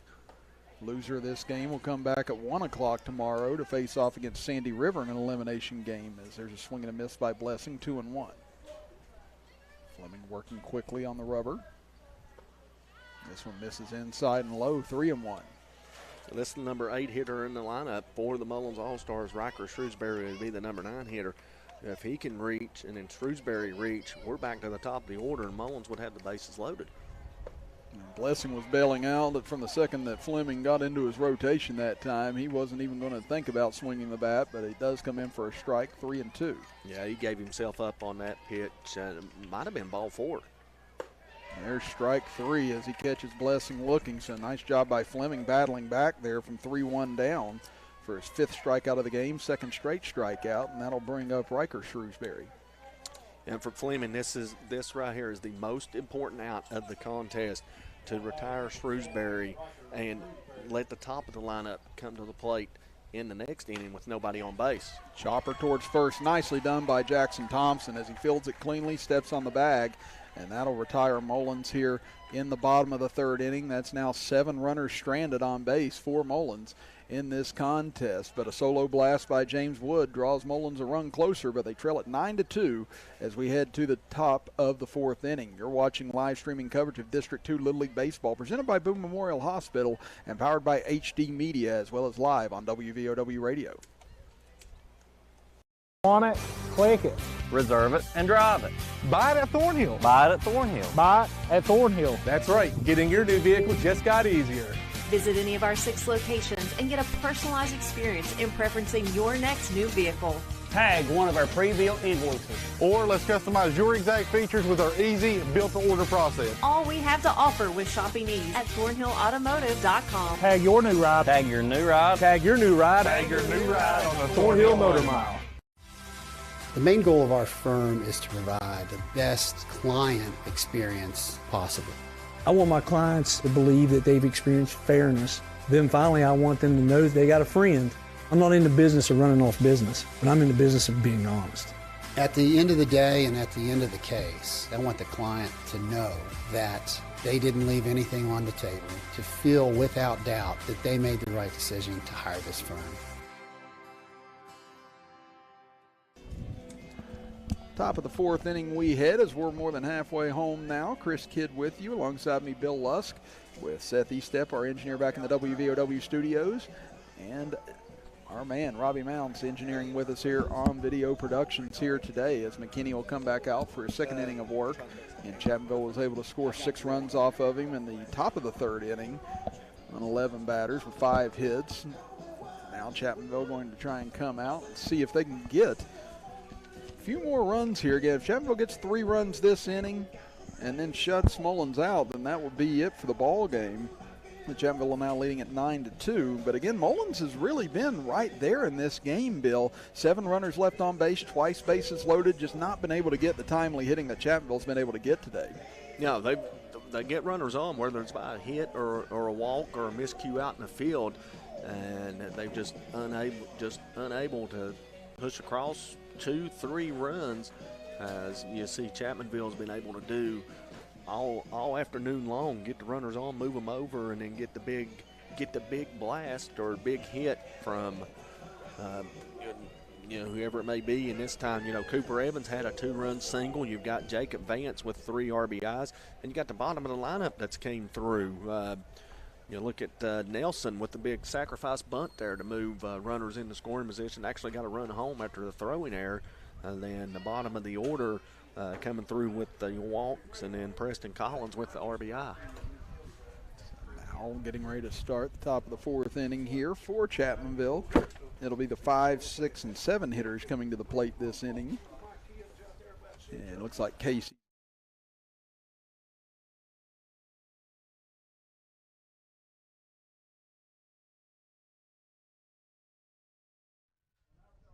Starting to pick up a little bit more here. Again, had rain this morning, turned into a beautiful day though here on this Sunday afternoon. That pitch going to miss high to Casey, 1-0. And we'll have 4th of July baseball coming your way tomorrow. Again, originally we're going to take that day off, but since yesterday was rain out for these games, they've now pushed what were to be today's games to tomorrow. So we'll have 3 games with you on Video Productions tomorrow, and we'll be back with you on WVOW later in the week. Yeah, then we'll stay at home and watch you on Video Productions and watch the Nathan's hot dog eating contest. I wonder who's going to win that. I don't think it's a matter of who's going to win. I think it's a matter of how many is he going to eat. Joey Chestnut. Yeah, I was going to say, you can go ahead and pencil that in. Just like you said, it's just a matter of how much now. Pencil, just Sharpieing in. Casey fouls it off to the right, 1-2. And I said, Lord, I ate 2 or 3 hot dogs one day. Thought I was going to die. I was like, I don't know how this guy does this, but now waiting on a new ball to get down here. We've had quite a few fouled out of play here as of late. Again, Bill Lusk, our resident ball exchanger here through the tubes up here in the press box. Yeah, that one didn't want to go down the drain. I had to stick my hand down in there to get it to go. I was worried I'm going to get stuck. 1-2 to Casey, ripped down the third base line, and what a snag by Wood over at third base. He's able to rob him of extra bases that time for the first out of the inning.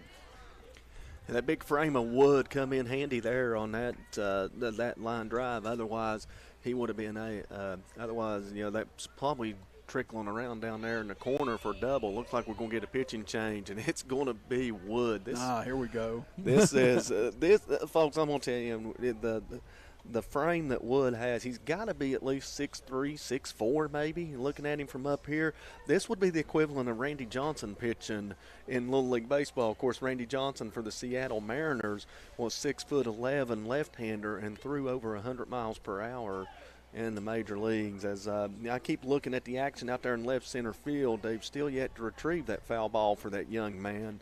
And a little bit of pop there as Wood warms up and completes his warm-up tosses. That speaking of the Seattle Mariners, give a little thing here before we go to the break. They had a pitcher that was struggling to throw strikes, so Lou Piniella walked out to the mound and said one word to him: Tacoma.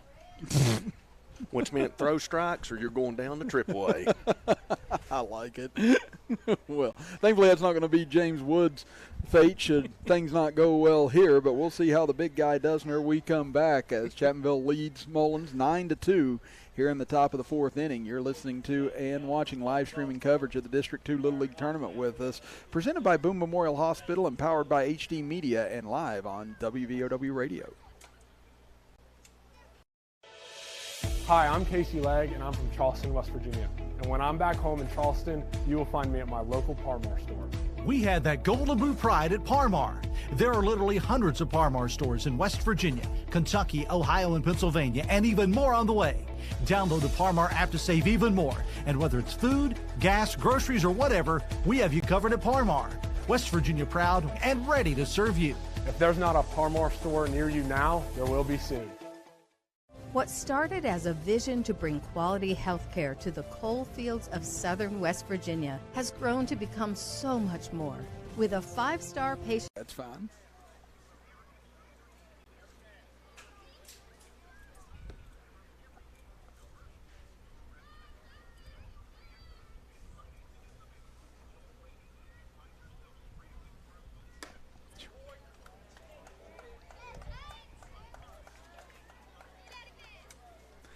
Back to action here at Tracy Vickers Little League Field. Chris Kidd and Bill Lusk with you. Count 2-0 to Evan Fleming against James Wood, who started out as catcher, went over to third base, and now coming in to pitch, as this is the fourth pitcher now that Mullens has used today.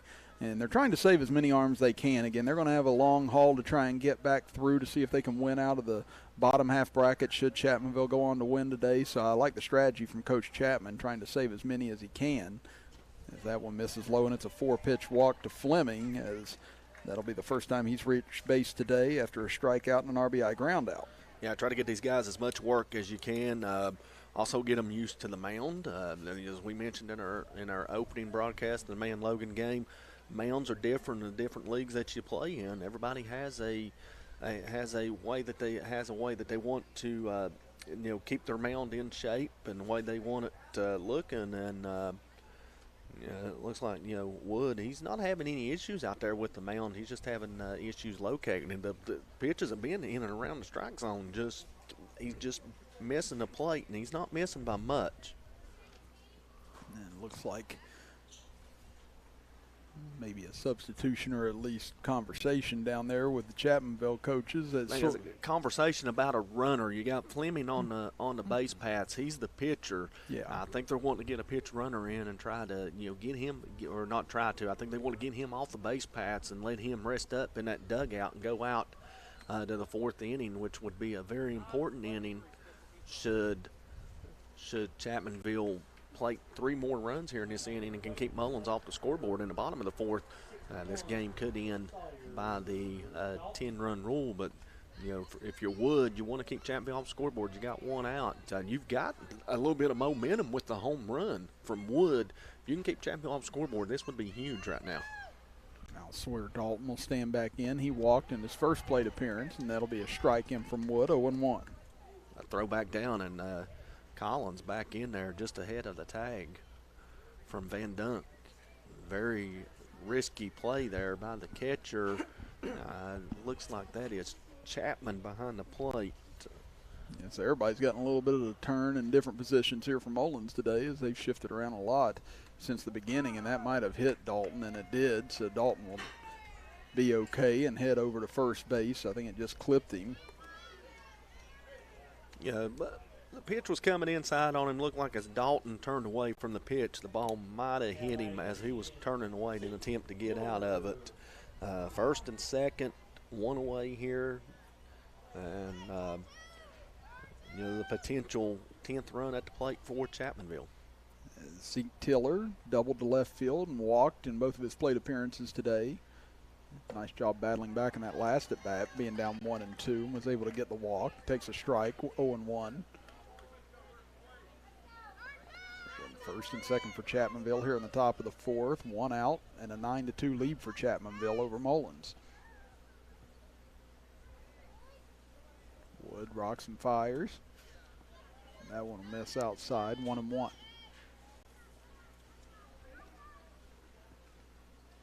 Righty versus righty battle here.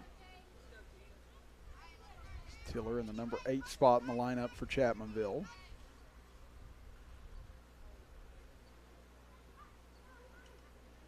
Oh, and that one comes inside. That might have caught Tiller. Or no, maybe it just missed outside, and that'll move the runners up second and third. I think he might have got out of the way of it. He got out of the way in the nick of time, and I don't know how it didn't hit him. Yeah, I don't either. Boy, that just must have went right through one of the wickets there in order to save him. Now the count 2-1, and a couple of runners in scoring position for the Chapmanville center fielder. Tried to hold up his swing, but that'll be a check swing, strike 2. 2-2 now the count. I think the umpire called it a swing, but I'm not for certain that it wouldn't be a called second strike, because that was a pretty good pitch on the outside corner there. Now he's got him set up 2-2 here, and has his choice of pitches that he can go to here to try to get this second out. Wood winds and delivers. There's a swing and just foul tip that did Tiller to stay in the count. Saw him do that in his last plate appearance, and then was able to draw the walk after that. At this top of the lineup for Chapmanville has been very productive today. The bottom has been the table setters, so this is a very important 2 outs here, just like it was in the bottom half of the 3rd inning for Fleming. If Wood can retire these 2 batters without runs coming across, Chapmanville will have the top of the lineup coming up in the 5th inning, as opposed to runners on here in the 4th. 2-2, check swing, strike 3 called, and that'll be the second out of the inning for Mullens. Let's see who comes to the dish here. It looks like it'll be Jackson Thompson back in. Should be Thompson, because Collins is on the base paths for Fleming out at 3rd base. Now Thompson getting his second at bat of the game. He struck out in his first plate appearance today. And runners at 2nd and 3rd now with 2 out.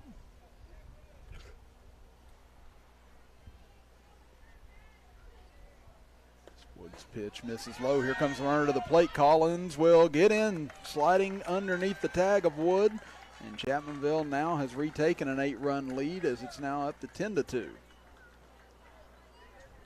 that wipes out the home run from Wood in the previous inning.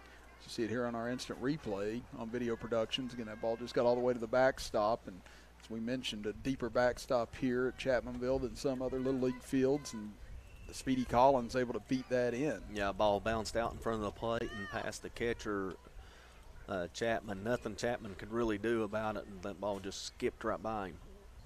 That one's going to miss wide of Thompson that time, counting now at 2-0. You have Dalton now standing over at 3rd base.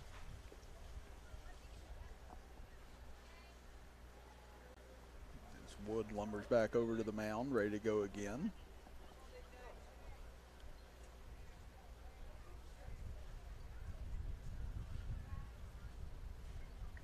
Wood comes inside. This one chopped off a home plate. Going to be a tough play. Knuckles up with it quickly. Fires over to first in time to Van Dunk. And that'll retire Chapmanville here in the top of the 4th inning. But they get a run back. And Chapmanville will take a 10-2 lead into the bottom of the 4th inning. We'll be back in 60 seconds. You're watching live streaming coverage of District 2 Little League Baseball, presented by Boone Memorial Hospital and powered by HD Media, as well as right here live on WVOW Radio.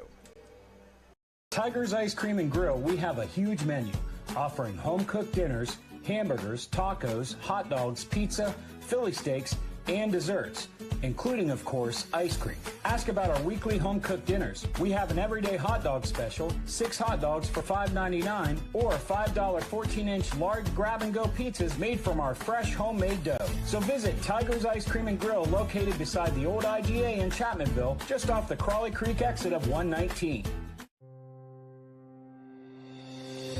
A new day begins, and what happens today must be covered, reported, and passed on to everyone in the region we serve. We are journalists, staff writers, editors, storytellers. Who are we? We are HD Media, trustworthy and always here for the times we live in.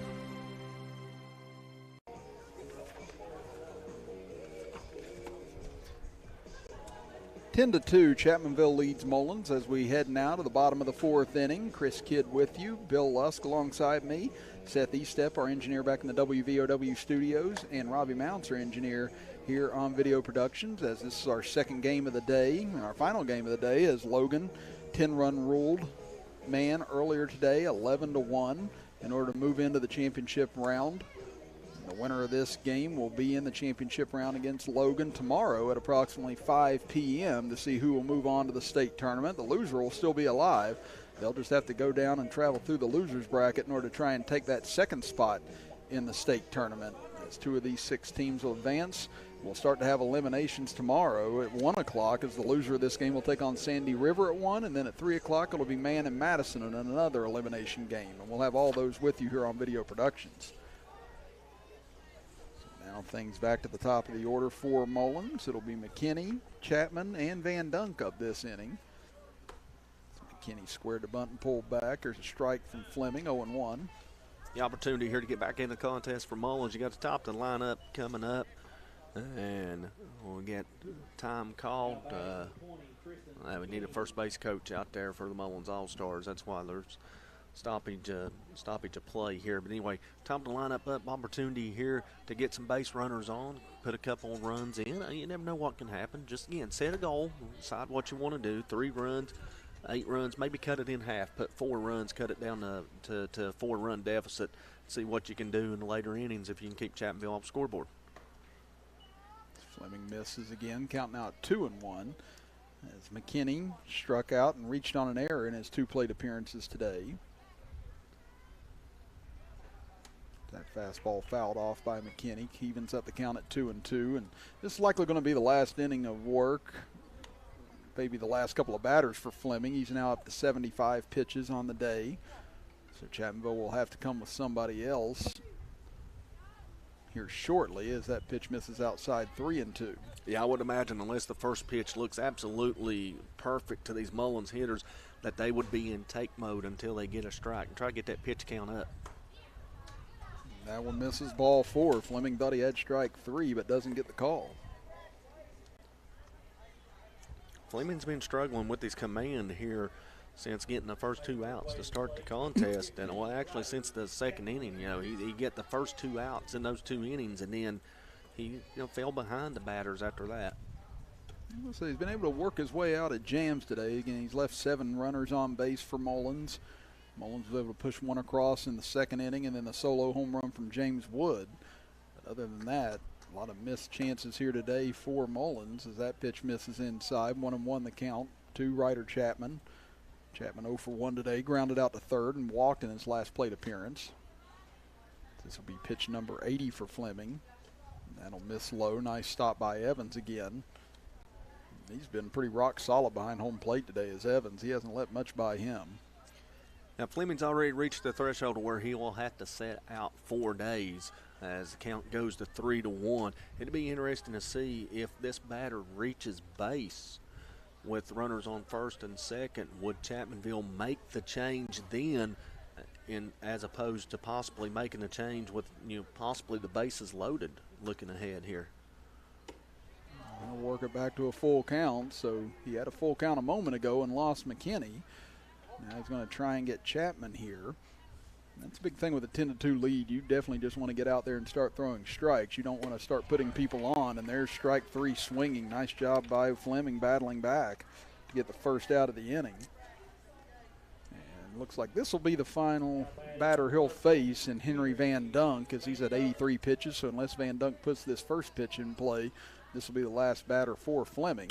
Well, it does put it in play, and it'll be into left field for a base hit as it got by Casey. So Fleming will get 1 more batter now, and this will definitely be it for him. And it'll be Braxton Knuckles who he'll face. That's the second hit of the day now by Van Dunk. And he's got 4 hits in this tournament, does Henry Van Dunk. He's had a very solid district tournament thus far. Yeah, very impressive performance at the plate for Van Dunk. And Mullens first and second here. 1 out once again. Mullens with more than one base runner on base for the 4th consecutive inning. So now Fleming will be able to finish this at bat, despite the fact this will be his 85th pitch. So it's foul tip by Knuckles, 0-1. Knuckles singled into right field in the first inning, then hit into a fielder's choice in the second inning. Now, this is an important at bat for Knuckles to try to reach base or get the runner in. You have a new pitcher coming in after this at bat. Could he have the bases loaded? There's a slow roller towards third, picked up over there by Casey.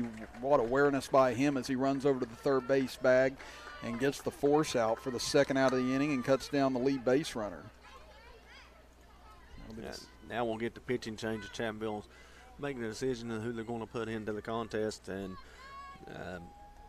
they're going to be greeted by James Wood when they make the pitch change. In fact, hold on, we've got a conversation. Was the ball fouled off the foot, or did it hit the ground? Looks like our home plate umpire, Hoey Lester, and third base umpire, Ralph Perry, have concluded their meeting, and the ball did indeed hit the dirt, not the foot of Knuckles.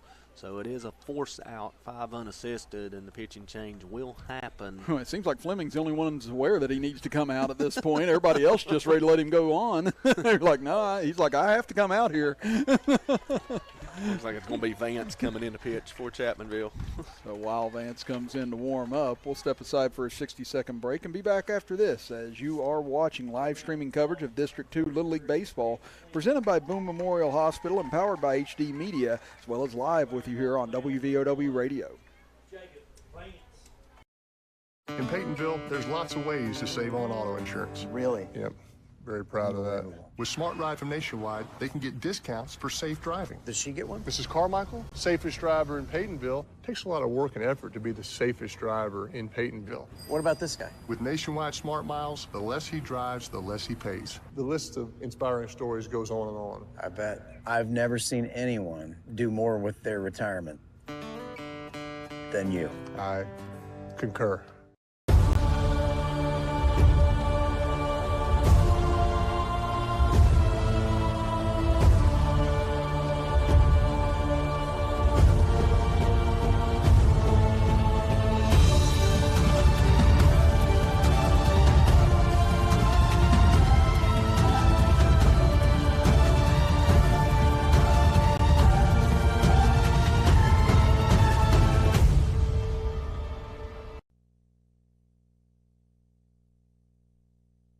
Vance now coming in to pitch for the Chapmanville All-Stars here in the bottom of the 4th inning, with Chapmanville leading at 10-2. Chris Kidd with you, alongside me, Bill Lusk. First and second for the Mullens All-Stars here, trying to mount a little bit of a rally here. Vance looking to shut it down, as he's got another big arm just like Fleming does. And I'd imagine Vance, you're looking at just 20 pitches with him regardless, Bill, and you want to save him for tomorrow if that's what Chapmanville elects to do. Again, obviously we're a little uncertain of how many arms all these teams have until we get to see them. But yeah, absolutely. We just wait to see what happens here with the pitch count moving forward. Maybe he gets an inning, maybe he gets a 2. I mean, he's got 2 outs here. He could possibly get 2 innings in before having to leave the game. Well, power against power here as Vance against Wood. First offering from Vance. Fastball just missed, 1-0. Yeah, and looking out in left center field, I think the search for the ball is over. There's a chopper. It's going to get through, and that's going to scoot all the way to the wall. That's going to score 1 run. Here comes runner around third, gets away from the cutoff man, and scoring standing up will be Knuckles. And now the score is 10-4. Yeah, 2-run double there off the bat of James Wood. Runner heading around second base. That was Braxton Knuckles. He wasn't going to stop running. They were waving him all the way with her 2 outs. It's a 2-run double, 10-4 now. And Mullens just, they keep chipping away, but unfortunately they can't keep Chapmanville off the scoreboard. And they've got two more at-bats at this possibly to keep chipping away and maybe even come back here. You never know. It's the 3rd RBI of the game for Wood as that pitch gets away, and scooting over to third will be Wood. It's Mason Bailey, the batter now. He's 1 for 2 today. Struck out in the 1st inning and singled on the infield in the 3rd inning. Patience at the plate right now. If you're Mullens, make Vance throw you a strike. There is one as Bailey bailed out, and that one hit the inside corner. Counting out 1-1. I'll make him throw you a strike without bailing out. That's, you're just helping him when you do that. Fastball misses low, 2-1. And again, Bailey bailed out on that pitch, but fortunately for him, the ball was low and in the dirt. Once again, bails out, and there's a strike for Vance, 2-2. And, if I'm Vance and I see that, I may just try and take a little off, make sure I get one over the plate for the strike at this point if Bailey doesn't want to try and stand in with it. And that one got away. Wood thought about trying to come home, but elects to stay put. The count now runs full at 3-2. We also got a possibility here of a pass ball third strike on a swing, or it don't even have to be the swing. It just have to be a strike at all with as hard as Vance is throwing. That one's close, but they say ball 4. Vance thought he had it, but didn't get the call. But it's been a tough strike to get on that outer half in this game for both pitchers. Yeah, because Vance has got so much movement on his ball, it kind of plays tricks with the home plate umpire and the catcher as well. There's a fastball in for a strike. Runner takes off for second. Chapmanville wasn't ready down at second base, and that's going to allow Wood to score from third. So now Mullens has scratched across 3 runs here in the bottom of the 4th inning, and all of a sudden the lead is down to 5 at 10-5. Yeah, the perfectly executed straight steal, double steal, delayed steal. As the Bailey took off for second, the throw came down, and then Wood was able to trot on home from third. There's a strike to Shrewsbury. Isaac Shrewsbury today 0 for 1. He popped out to second base earlier in the contest back in the 2nd inning. Now an 0-2 count for Vance. The runner at second base for Mullens. Fastball misses high, 1-2. Mullens was down 8 when this inning began. They have since scored 3. They are 1 run away from that goal that I would have obtained for the team if I was coaching down there, to at least try to cut the lead in half moving forward, and they're just 1 run away from doing so. Now the count 2-2 as Vance went back to that outside corner, but once again, that's not been a place where people have been getting strikes today, and there's strike 3 swinging as he put Shrewsbury away to end the bottom of the 4th inning. But Mullens has a pulse again as we head to the top of the 5th inning. Chapmanville leads it 10-5 now here from Tracy Vickers Little League Field. We'll be back in 60 seconds as you're watching live streaming coverage of District 2 Little League Baseball presented by Boone Memorial Hospital and powered by HD Media, as well as on WVOW Radio. Started as a vision to bring quality health care to the coal fields of southern West Virginia, has grown to become so much more. With a 5-star patient experience rating 2 years running, our family of local employees, medical staff, leaders, and governing board are working hard to deliver compassionate care, respect for others, and excellence in all that we undertake. We are now Boone Memorial Health, and for you and your family, we are bringing medicine home. At Tiger's Ice Cream and Grill, we have a huge menu offering home-cooked dinners, hamburgers, tacos, hot dogs, pizza, Philly steaks, and desserts, including, of course, ice cream. Ask about our weekly home-cooked dinners. We have an everyday hot dog special, 6 hot dogs for $5.99, or $5 14-inch large grab-and-go pizzas made from our fresh homemade dough. So visit Tiger's Ice Cream and Grill, located beside the old IGA in Chapmanville, just off the Crawley Creek exit. None of us need that. Welcome back, everybody. Chris Kidd here with you. Alongside me, Bill Lusk. Robbie Mounts, our engineer, on video productions this afternoon. Back in the WVOW studios, Seth Eastep with us. Thank you to Candace Maynard as well, engineering our first game this afternoon, with Logan knocking off Man 11-1, and now waiting on the winner of this game. And been an up-and-down game thus far today, Bill. Chapmanville's had control of it all the way, but Mullens has threatened many times, finally able to break through for a big inning there in the last one with 3 runs.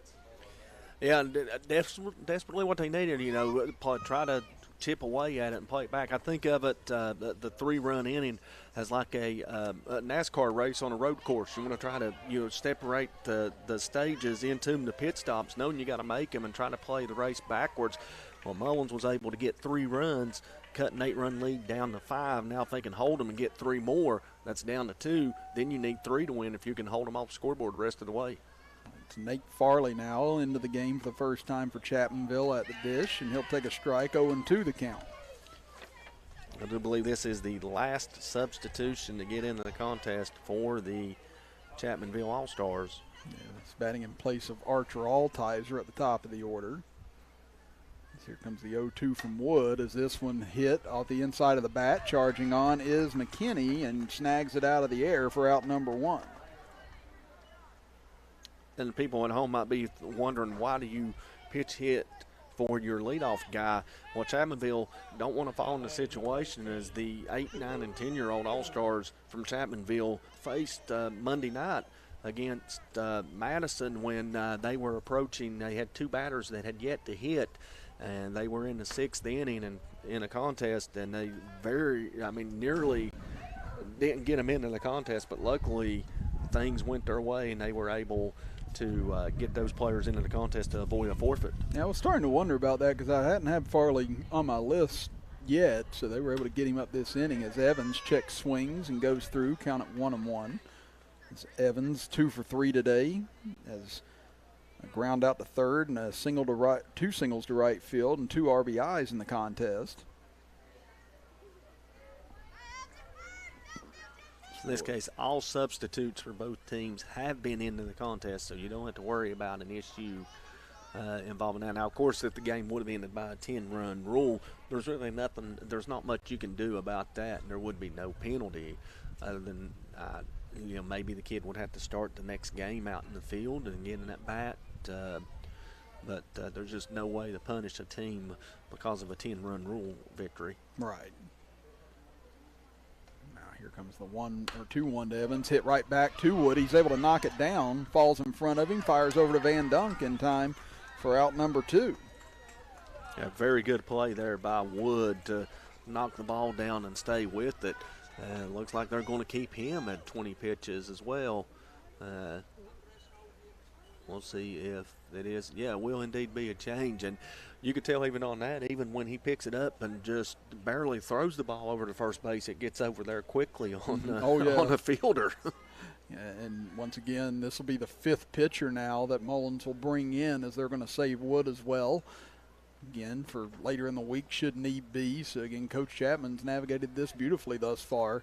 And now they'll have a new pitcher coming in from center field. We'll be back in 60 seconds with 2 outs and nobody on for Chapmanville in the top of the 5th, and Chapmanville leading at 10-5 as you're watching live streaming coverage of District 2 Little League Baseball presented by BOONE Memorial Hospital and powered by HD Media, as well as live on WVOW Radio.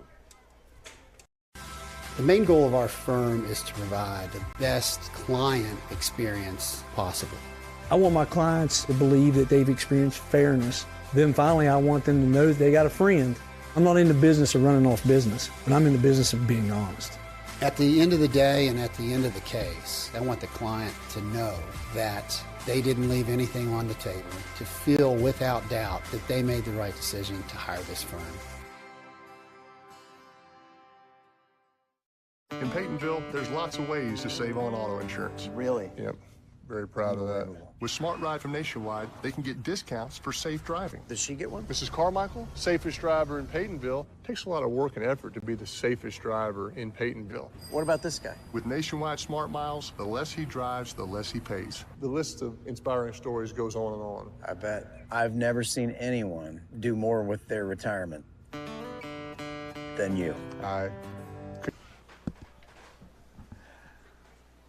New pitcher will be Mason Bailey for the Mullens All-Stars. It's 2 out here in the top of the 5th inning for Chapmanville. And the Chapmanville All-Stars leading at 10-5. Chris Kidd with you alongside me, Bill Lusk. And right now, Bailey getting his warm-up pitches in. And, this Mullens All-Star Club, Bill, has really been a very solid group thus far. Again, they showed really a lot of defensive talent and timely hitting against Madison the other night. They've hit the ball pretty well today off of tough throwers like Fleming and Vance, just been a little unlucky, but Chapmanville's been able to hold them off for the most part, but now Mullens is within 5, and Belcher coming to the plate for Chapmanville. Yeah, I got to credit James Wood for coming into the 4th inning there and giving his team a chance to, stay in the contest and maybe potentially we never know. He might have an opportunity to win the game here, depending on what happens. Chapmanville with Vance in, Vance has to get ahead in the count. If he don't get ahead in the count, he's in a little bit of trouble, as I've been fired from my ball duty of dropping the ball. Yeah, he was being replaced. But Nonetheless, Mullens just, hanging around here. Chapmanville unable to put them away here, and these are the type of teams that are very dangerous the later on you move into the contest. I really like this Mullens team through 2 games. Again, Chapmanville showing a lot of talent here today, but Mullens got a lot of fight in them as there's a slow roller out towards second. Fielded cleanly by McKinney. Over in time to Van Dunk for the 3rd out of the inning, and that's our first 3 and out of the whole ball game, and what a time for Mullens as they'll come back to bat after chipping away at the lead last inning. Can they do more damage in the bottom of the 5th? We'll find out in 60 seconds as you are listening to and watching live streaming coverage of District 2 Little League Baseball presented by Boone Memorial Hospital and powered by HD Media, as well as live on WVOW Radio. On it, click it. Reserve it and drive it. Buy it at Thornhill. Buy it at Thornhill. Buy it at Thornhill. That's right. Getting your new vehicle just got easier. Visit any of our 6 locations and get a personalized experience in preferencing your next new vehicle. Tag one of our pre-built invoices. Or let's customize your exact features with our easy built-to-order process. All we have to offer with shopping ease at ThornhillAutomotive.com. Tag your new ride. Tag your new ride. Tag your new ride. Tag your new ride on the Thornhill Motor Mile.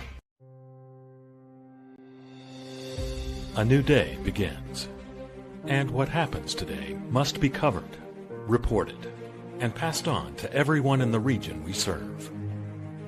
We are journalists, staff writers, editors, storytellers. Who are we? We are HD Media, trustworthy and always here for the times we live in.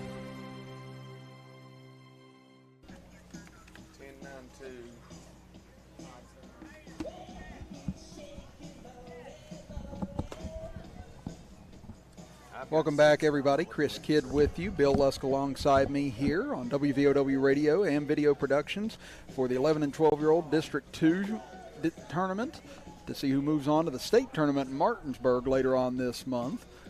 As the winner of this game will face the Logan All-Stars in the championship round tomorrow at approximately 5 o'clock. The loser of that game will still be in the tournament. They'll just have to go through the bottom half of the bracket to see who will be the second team moving on to the state tournament after that, which will conclude here on Wednesday. Again, tomorrow will be our long day here at Tracy Vickers Field. We'll have 3 games for you. 1 o'clock will be the loser of this game against Sandy River. Then at 3 o'clock, we'll have the Man All-Stars against the Madison All-Stars in our second elimination game. And then our 5 p.m. game will be a game to see who can advance to the state tournament in Martinsburg. So stay with us on your 4th of July tomorrow for all your Little League action as Vance will go back to work. He'll do with the 8, 9, and 1 hitters as Hunter Hill swing and a miss, 0 and 1. And that's 14th pitch for Vance here, and I would be surprised if they leave him in past the 20. But again, with Mullens creeping back into this, you just don't know right now. But quickly, Vance gets ahead 0 and 2. It's very important there for Vance to get ahead of this batter 0-2. Tried to retire these 2 hitters in order before you reach the 20-pitch threshold, and then maybe he could face the 3rd batter and get out of this inning without having to lead. But now he falls behind 1-2, and again, Mullens probably playing that pitch game down there themselves, taking until they get a strike there, and that's strike 3. So 4 pitches there, and now we'll have to see how Mullens approaches this at the plate, and we'll see how Chapmanville will approach it too when the decision comes. So it'll be Riker Shrewsbury. He's 1 for 2 today, singled to right field, grounded out to first. Yeah, I'd imagine, though, that Vance will be lifted as this one hit in the air to right field, and that'll fall in for a hit. So Shrewsbury with the 2nd single of the game, and that brings it back to the top of the order now for Mullens. As Tristan Mckinney will stand in. That was pitch 18, so this might be the last batter for Vance. But again, if McKinney reaches, then things get a little bit hairier for Chapmanville. Like I said, this was what I was going to say before the inning had started and before Vance had got 2 strikes on Hill rather quickly. Now, this is a very important inning for Chapmanville to keep Mullens off the scoreboard and not let him inch closer than the 5 runs that they trail right now. Don't let them come out here and score another 2 or 3 runs and trim that 5-run deficit in half. Fastball missed low, 1-0. And then back to your thought about the pitch count. If they do pull him after 20 and there's runners on first and second, is that going to change the thought plan? That's what I was thinking myself here, as this will be pitch number 20, and it's going to skip off the plate. Evans throws down to first, but not in time. So Vance can finish this batter without any penalty to the days he'll have to rest, but it'll be after this batter that we'll see what Coach Fleming and his staff want to do. Here comes the 2-0 pitch to McKinney. That one's going to miss wide of the mark, 3-0. And then again, as Chapmanville have a meteorologist down there in the dugout, then maybe they're counting on rain for tomorrow. I was going to say the weather's kind of sketchy after tomorrow. Swing and a miss. Counting out to 3-1. Actually, it seems like it's sketchy the rest of the week, so it's just going to kind of depend on what's going on. Hell, it's All-Star season. Weather's always going to play a factor in the outcome of these games and whether or not they get played or delayed. And right now, it looks like we're good for tomorrow, looking like sunshine, and the only problem is going to be 91 degrees, but now the count is full to McKinney as Vance has battled back here, and what a job by him as he's able to strike him out swinging. So great job there by Vance in order to come back and get that second out, and that probably makes the decision a little bit easier now on Coach Fleming as he'll come out of the dugout here, and it looks like he's talking with the home plate umpire, and now it looks like the change will be made. We'll just have to wait and see to who here, and looks like maybe it might be Belcher that's going to come over and take the ball. And I believe that's who we'll have for Chapmanville now coming over. So it will be Brody Belcher who will take over on the bump next for Chapmanville as they lead at 10-5 here in the bottom of the fifth inning with 2 outs. We'll be back in 60 seconds as Belcher warms up as you're watching live streaming coverage of District 2 Little League Baseball presented by BOONE Memorial Hospital and powered by HD Media, as well as live on WVOW Radio.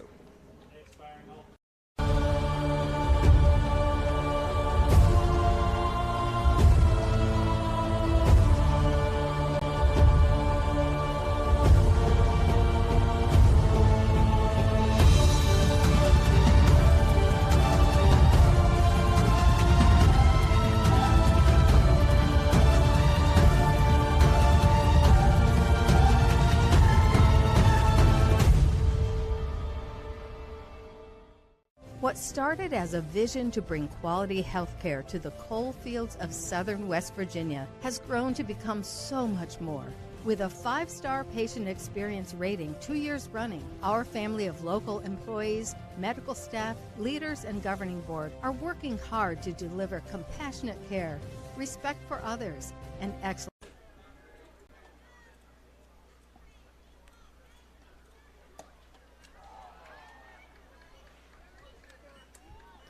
Batter now for Mullens will be Ryder Chapman as he takes a strike from Belcher, 0-1.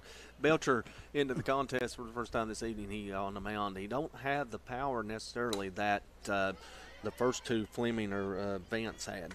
He has just enough to get it ground over to Vance. Vance will run over to second, step on the bag, and that will retire Mullens here in the bottom of the fifth inning. So first time we're scoreless all through an inning. 3 batters faced by Mullens, 4 batters faced by Chapmanville. We now move to the top of the 6th inning with Chapmanville still leading at 10-5. We'll be back in 60 seconds as you're listening to and watching live streaming coverage of District 2 Little League Baseball presented by BOONE Memorial Hospital and powered by HD Media, as well as live on WVOW Radio.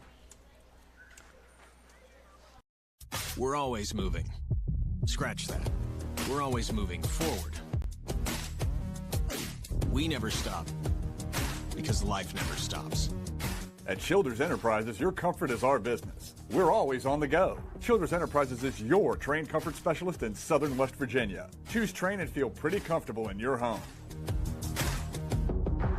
Make that one call to Childers Enterprises for your free estimate. It's hard to stop a train.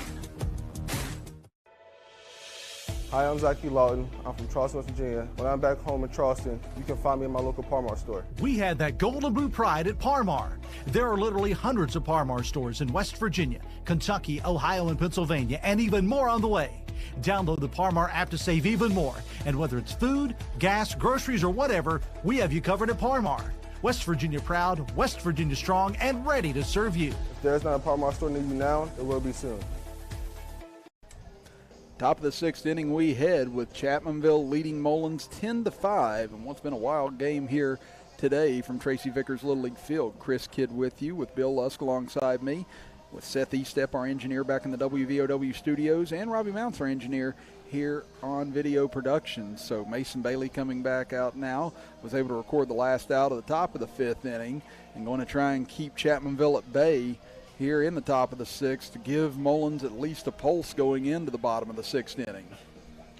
Yeah, his job just get out here with Chapmanville, getting on the scoreboard to keep it on a 5-run lead and give the bats an opportunity for Mullens. He's going to have a tough lineup here. 4, 5, 6. Vance, Casey, and Fleming due up. Vance, all he's done is 2 for 3 with 3 RBIs and a run scored for Chapmanville. So big first at bat he's going to face, and first out. He needs to keep Chapmanville not only on the scoreboard but off the bases here. And maybe this is a guy that they got into the 20 pitch limit as well. But this far into the contest, I think this is Bailey's game right now. He's only threw 2 pitches in the last inning in order to retire Chapmanville with the 1 batter that he faced. And now he's going to deal with 4, 5, and 6 hitters this inning: Jacob Vance, Ethan Casey, and Evan Fleming. Vance will come to the plate here first. And Vance 2 for 3 today, had a 2 RBI double to left field his first time up, an RBI single to left field his second time up, and then grounded out to third his last time up. So now Bailey's set to go here. This one rocketed into right field, trying to find it and unable to locate it out there with Shrewsbury. And now Vance is off to the races as he'll round second, dig for third, and he'll be in standing up to start out the top of the sixth inning. Yeah, it looked like as soon as that ball came off the bat, Shrewsbury lost it in the sun out there. It looked like the glove went up and he was trying to shade his eyes, and then he made a last-ditch attempt to dive and locate the ball, and it just falls in and then rolls away from him, and Vance has a leadoff triple. Now Vance just a home run shy of the cycle for this game. Don't know if he'll get that opportunity, but now here comes Ethan Casey. He'll take a strike, 0-1. Casey today 0 for 2. He walked, or 0 for 1 rather. He walked back in the first inning and then lined out the third his last time up. Swing and a miss, quickly to 0-2. And Chapmanville would love to at least get Vance home here to try and give a little extra insurance going into the bottom of the sixth. Yeah, Mullens with 3-4, 5. Van Dunk, Knuckles, and Wood due up in the bottom of the sixth inning. The 0-2 pitch misses inside. Here comes the runner to the plate, and sliding in safely is Vance, and Chapmanville does get a run back. They now lead at 11-5, and just so hard to keep Vance at bay over there at third on a pass ball with those long legs and long strides. He's just so fast. Yeah, ball kicked away just enough for him to make the move off third and score on the wild pitch. 6-run lead now for Chapmanville. That's a big run. Now the base is cleared here as Casey fouls it off to the right. Count remains at 1-2. Coach Evans will come up and retrieve that. And got to give Chapmanville coaches and ground crew members a lot of credit again. They've been over here working on this field a lot over the last couple of weeks, including during all that rain yesterday, as Casey hits one hard out towards short. It's going to be knocked down over there by Knuckles, but he's not going to have a play over at first base, so Casey will reach on the infield hit. Yeah, it was the only play Knuckles had was to get over and knock it down. From where he was playing a little more up the middle behind the second base bag, and he was unable to get to that one and even have a play on Casey, who has his first hit of the afternoon. Now that'll bring up Evan Fleming. Fleming has struck out, had an RBI ground out to first, and walked in his 3 plate appearances today, and this one ripped back up the middle, and that'll be into center field for a hit. Tried to throw it in quickly, and almost got the force out at second base there. Had Knuckles been on the bag, I believe they would have had Casey on the force out, but Knuckles was standing behind the bag when he caught the ball. Yes, that was a heads-up play, though, in center field that time. You see it here on our instant replay. Yeah, I think it was Shrewsbury came up with it quickly, and yeah, right there again, you could see he wasn't quite back to the bag yet. But that was a smart idea from Riker Shrewsbury to try and get that force out. But now Chapmanville with runners at first and second and nobody out. As Xander McClung will come back to the plate. It's McClung lined out to first in his only plate appearance today. Let's count 1-0 now. And still nobody out here in the top of the sixth inning. That one's going to come inside and that one's going to hit him. So that'll load the bases now for Chapmanville. And that'll bring up Zeke Tiller. Well, the 10-run rule no longer in effect here as we're into the sixth inning and only in the top half of the sixth inning. So none of that will be at stake here. Yeah, we have to have an out in this top of the sixth inning as well. So we may not have to worry about the 20-pitch limit. If he's unable to get it out here, we may see pitching change because of that. And coming on, ball lifted into right field. Diving catch out there by Isaac Shrewsbury to get the first out of the inning. Tagging up, though, from third and coming in is Casey. And that'll be an RBI sac fly for Tiller as he'll pick up an RBI for today. And that'll be a 12-5 lead now for Chapmanville. Good job, though, by Isaac Shrewsbury. As you see it here on our video productions instant replay. Again, lost that first ball in the sun. This time, though, got that glove up in front of his eyes in order to try and help him out and made a nice diving catch. Yeah, very routine play out there as he judged the ball first, then came running in and had to make a diving attempt. Now the runner breaks from first to second, and there'll be no throw. As Thompson now stands in. Jackson Thompson 0 for 2 today, struck out and grounded out to third in his 2 plate appearances. Here comes the 1-0 pitch to the Chapmanville first baseman. That'll miss inside, 2-0.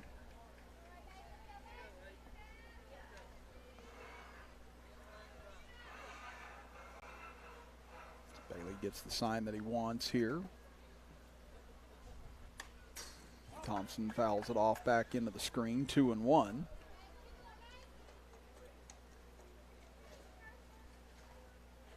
Couple of chances here to drive in a run or a couple of runs for Chapmanville with a base hit. Chapmanville with 2 runs back already here in this top of the sixth inning.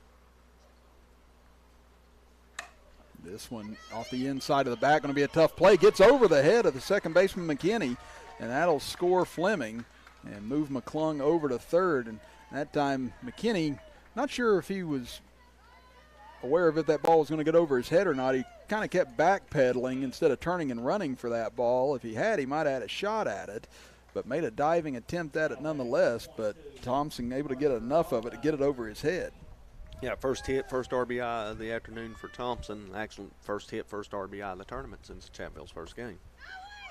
As now taking off for second is Thompson. They may have a play on him, but not in time as Knuckles looked like they were trying to get the double steal play there and didn't realize they might actually have a good chance at getting Thompson there. Knuckles realized it in the last second, but he was too far up after that to make the tag. Yeah, he caught the ball and took a look at third to see if the runner was breaking and realized he had a play.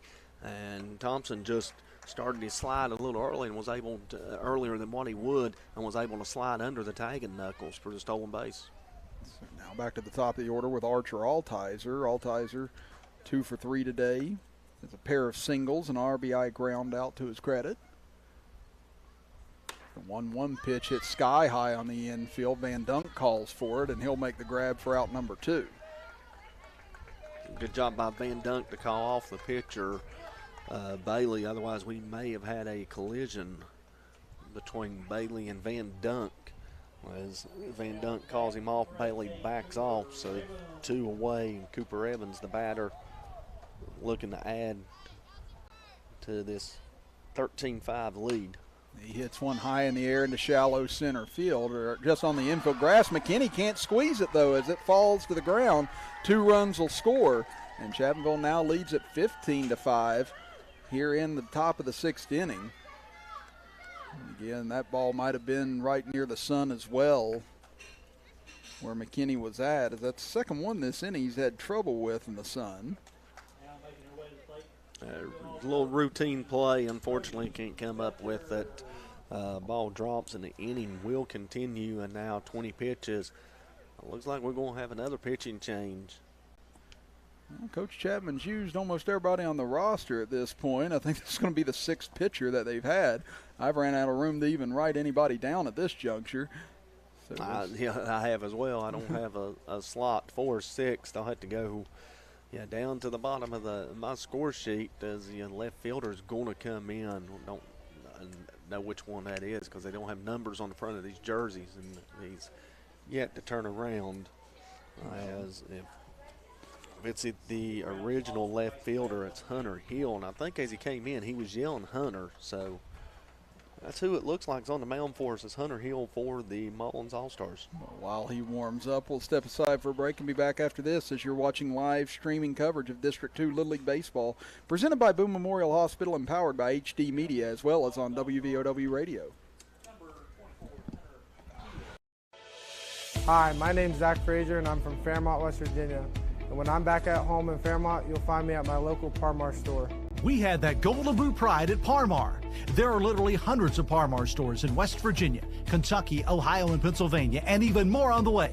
Download the Par-Mar app to save even more. And whether it's food, gas, groceries, or whatever, we have you covered at Par-Mar. West Virginia proud and ready to serve you. If there's not a Par-Mar store near you now, there will be soon. At Tiger's Ice Cream and Grill, we have a huge menu offering home-cooked dinners, hamburgers, tacos, hot dogs, pizza, Philly steaks, and desserts, including, of course, ice cream. Ask about our weekly home-cooked dinners. We have an everyday hot dog special, 6 hot dogs for $5.99, or $5 14-inch large grab-and-go pizzas made from our fresh homemade dough. So visit Tiger's Ice Cream and Grill, located beside the old IGA in Chapmanville, just off the Crawley Creek exit. Back to action here at Tracy Vickers Little League Field. Chris Kidd and Bill Lusk with you as Belcher comes to the dish for Chapmanville with 2 outs here in the top of the 6th inning and a 15-5 lead for Chapmanville. Runner at first. 9th batter to come to the plate in this 6th inning for Chapmanville. Second time they've done that this afternoon. This one hits sky high into left field. Another tough play. This time it is made as catch made by Riker Shrewsbury, who has played about 17 different positions in the field today and is able to make the grab for the 3rd out of the inning. So we head to the bottom of the 6th inning with Chapmanville 3 outs away from a date with Logan in the finals tomorrow of the winners bracket. You're watching and listening to live streaming coverage of District 2 Little League Baseball presented by BOONE Memorial Hospital and powered by HD Media right here on WVOW Radio as well. Want it? Click it. Reserve it and drive it. Buy it at Thornhill. Buy it at Thornhill. Buy it at Thornhill. That's right. Getting your new vehicle just got easier. Visit any of our 6 locations and get a personalized experience in preferencing your next new vehicle. Tag one of our pre-built invoices. Or let's customize your exact features with our easy built-to-order process. All we have to offer with shopping ease at ThornhillAutomotive.com. Tag your new ride. Tag your new ride. Tag your new ride. Tag your new ride on the Thornhill Motor Mile. The main goal of our firm is to provide the best client experience possible. I want my clients to believe that they've experienced fairness. Then finally, I want them to know that they got a friend. I'm not in the business of running off business, but I'm in the business of being honest. At the end of the day and at the end of the case, I want the client to know that they didn't leave anything on the table, to feel without doubt that they made the right decision to hire this firm. Last call for the Mullens All-Stars as they trail at 15-5 to Chapmanville as we move into the bottom of the 6th inning. Chris Kidd with you, Bill Lusk with me, with Seth Estep, our engineer in the WVOW studios, Robbie Mounts, our engineer here on Video Productions. As the winner of this game gets Logan tomorrow, and right now looking very much like it's going to be the Chapmanville All-Stars that'll be moving on into that position. And, you know, could be a very interesting matchup between those two tomorrow, Bill, because we've seen Logan a couple times now, saw Chapmanville today, 2 very talented teams with some deep pitching on their roster. Should be some interesting baseball tomorrow or late afternoon. Yeah, it'll be interesting to see how Logan plays. It obviously, you would think that either You would think Hale might get the start for Logan since he's read his days of rest. Logan does have some other arms to go to, but Vance only threw 20 pitches here tonight for Chapmanville. He appears to be the guy that'll get the call for Chapmanville tomorrow in the District 2 championship game. Winner moves on to the state tournament. The loser, their season's not necessarily over. They'll drop down in the loser's bracket and see if they can fight their way out and become the second team from District 2 to represent to advance to the state tournament, as it's now back to the double elimination format. Well, it's always been the double elimination format, but now they're taking 2 teams from each district, so 14 teams advance. 7 teams will be placed in the herd bracket, 7 teams in the mountaineer bracket, and then the 2 winners, the champion and the runner-up of each bracket, will meet to determine the state champion. As Van Dunk will foul it off the left side. It's Van Dunk 2 for 3 today. He reached on an error in the first inning, had an RBI infield single in the second, and had a single to left his last time up. But good news is as well for Logan, and very much looking like Chapmanville now. Whoever loses that game tomorrow afternoon, they've only got to win 1 game to get into the state tournament, as they'll play on Wednesday after Madison, Mann, Sandy River, and looks like Mullens will duke it out in the bottom half over the next 2 days. The 1-1 pitch to Van Dunk, swing and a miss, 1-2. Yeah, and depending on how the game goes for both teams tomorrow, Logan and Chapmanville, it may become another pitch count game, as if one team gets out ahead, maybe another team's saving for the next day in the elimination bracket. Yeah, I would imagine so, as count at 2-2 now. But yeah, so the good thing is for both of them as well, they get 1 day's rest, so you could even let a kid go as far as 35 pitches and still be okay tomorrow. There's a swing and a miss by Van Dunk as Belcher puts him down on strikes. Evans will throw down to first just to make sure, and that's 1 away in the bottom of the 6th.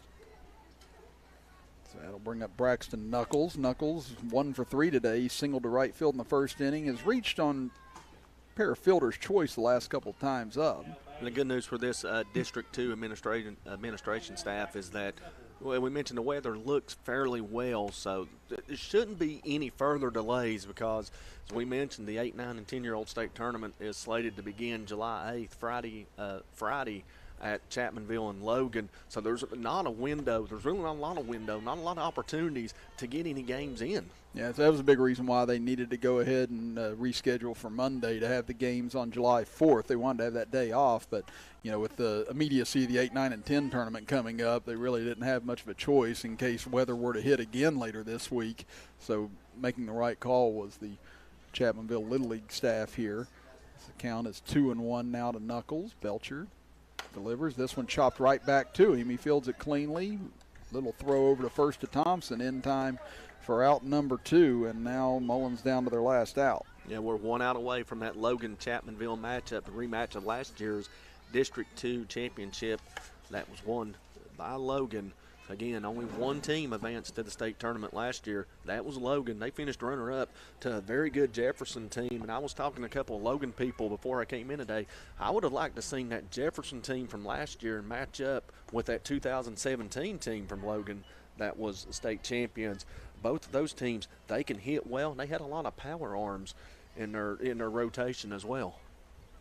Now you've got James Wood standing in. Wood walked in the first inning, had a solo home run in the 3rd inning and a 2 RBI double in the 4th inning as he takes a big rip at that one from Belcher. Count at 1-1.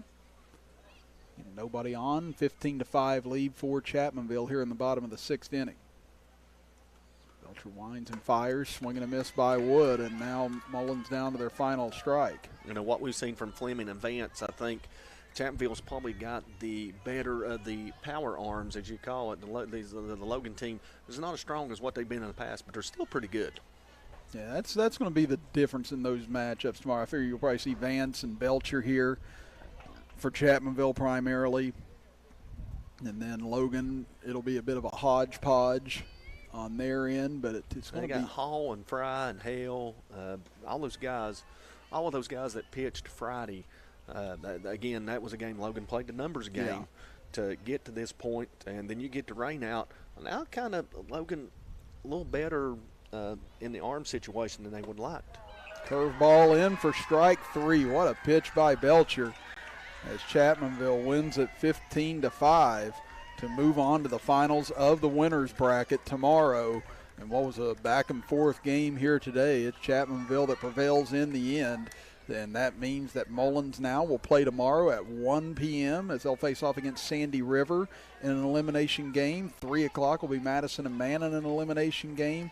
And then to see who will take the first spot in the state tournament tomorrow between Chapmanville and Logan should be a very interesting contest tomorrow, and should be 3 really interesting games here from Tracy Vickers Little League Field. So we want to thank everyone for joining us here this afternoon on WVOW Radio and on Video Productions. And for everyone that's been here with us today, Candace Maynard, our engineer back in the WVOW studios, along with Seth Eastep back in the WVOW studios, Robbie Mounts engineering for us here on Video Productions, Butch Mounts, executive producer of Video Productions, Bill Lusk next to me. I'm Chris Kidd saying have a good evening, everyone, as you've been watching and listening to live streaming coverage of District 2 Little League Baseball presented by Boone Memorial Hospital and powered by HD Media, as well as live here on WVOW Radio.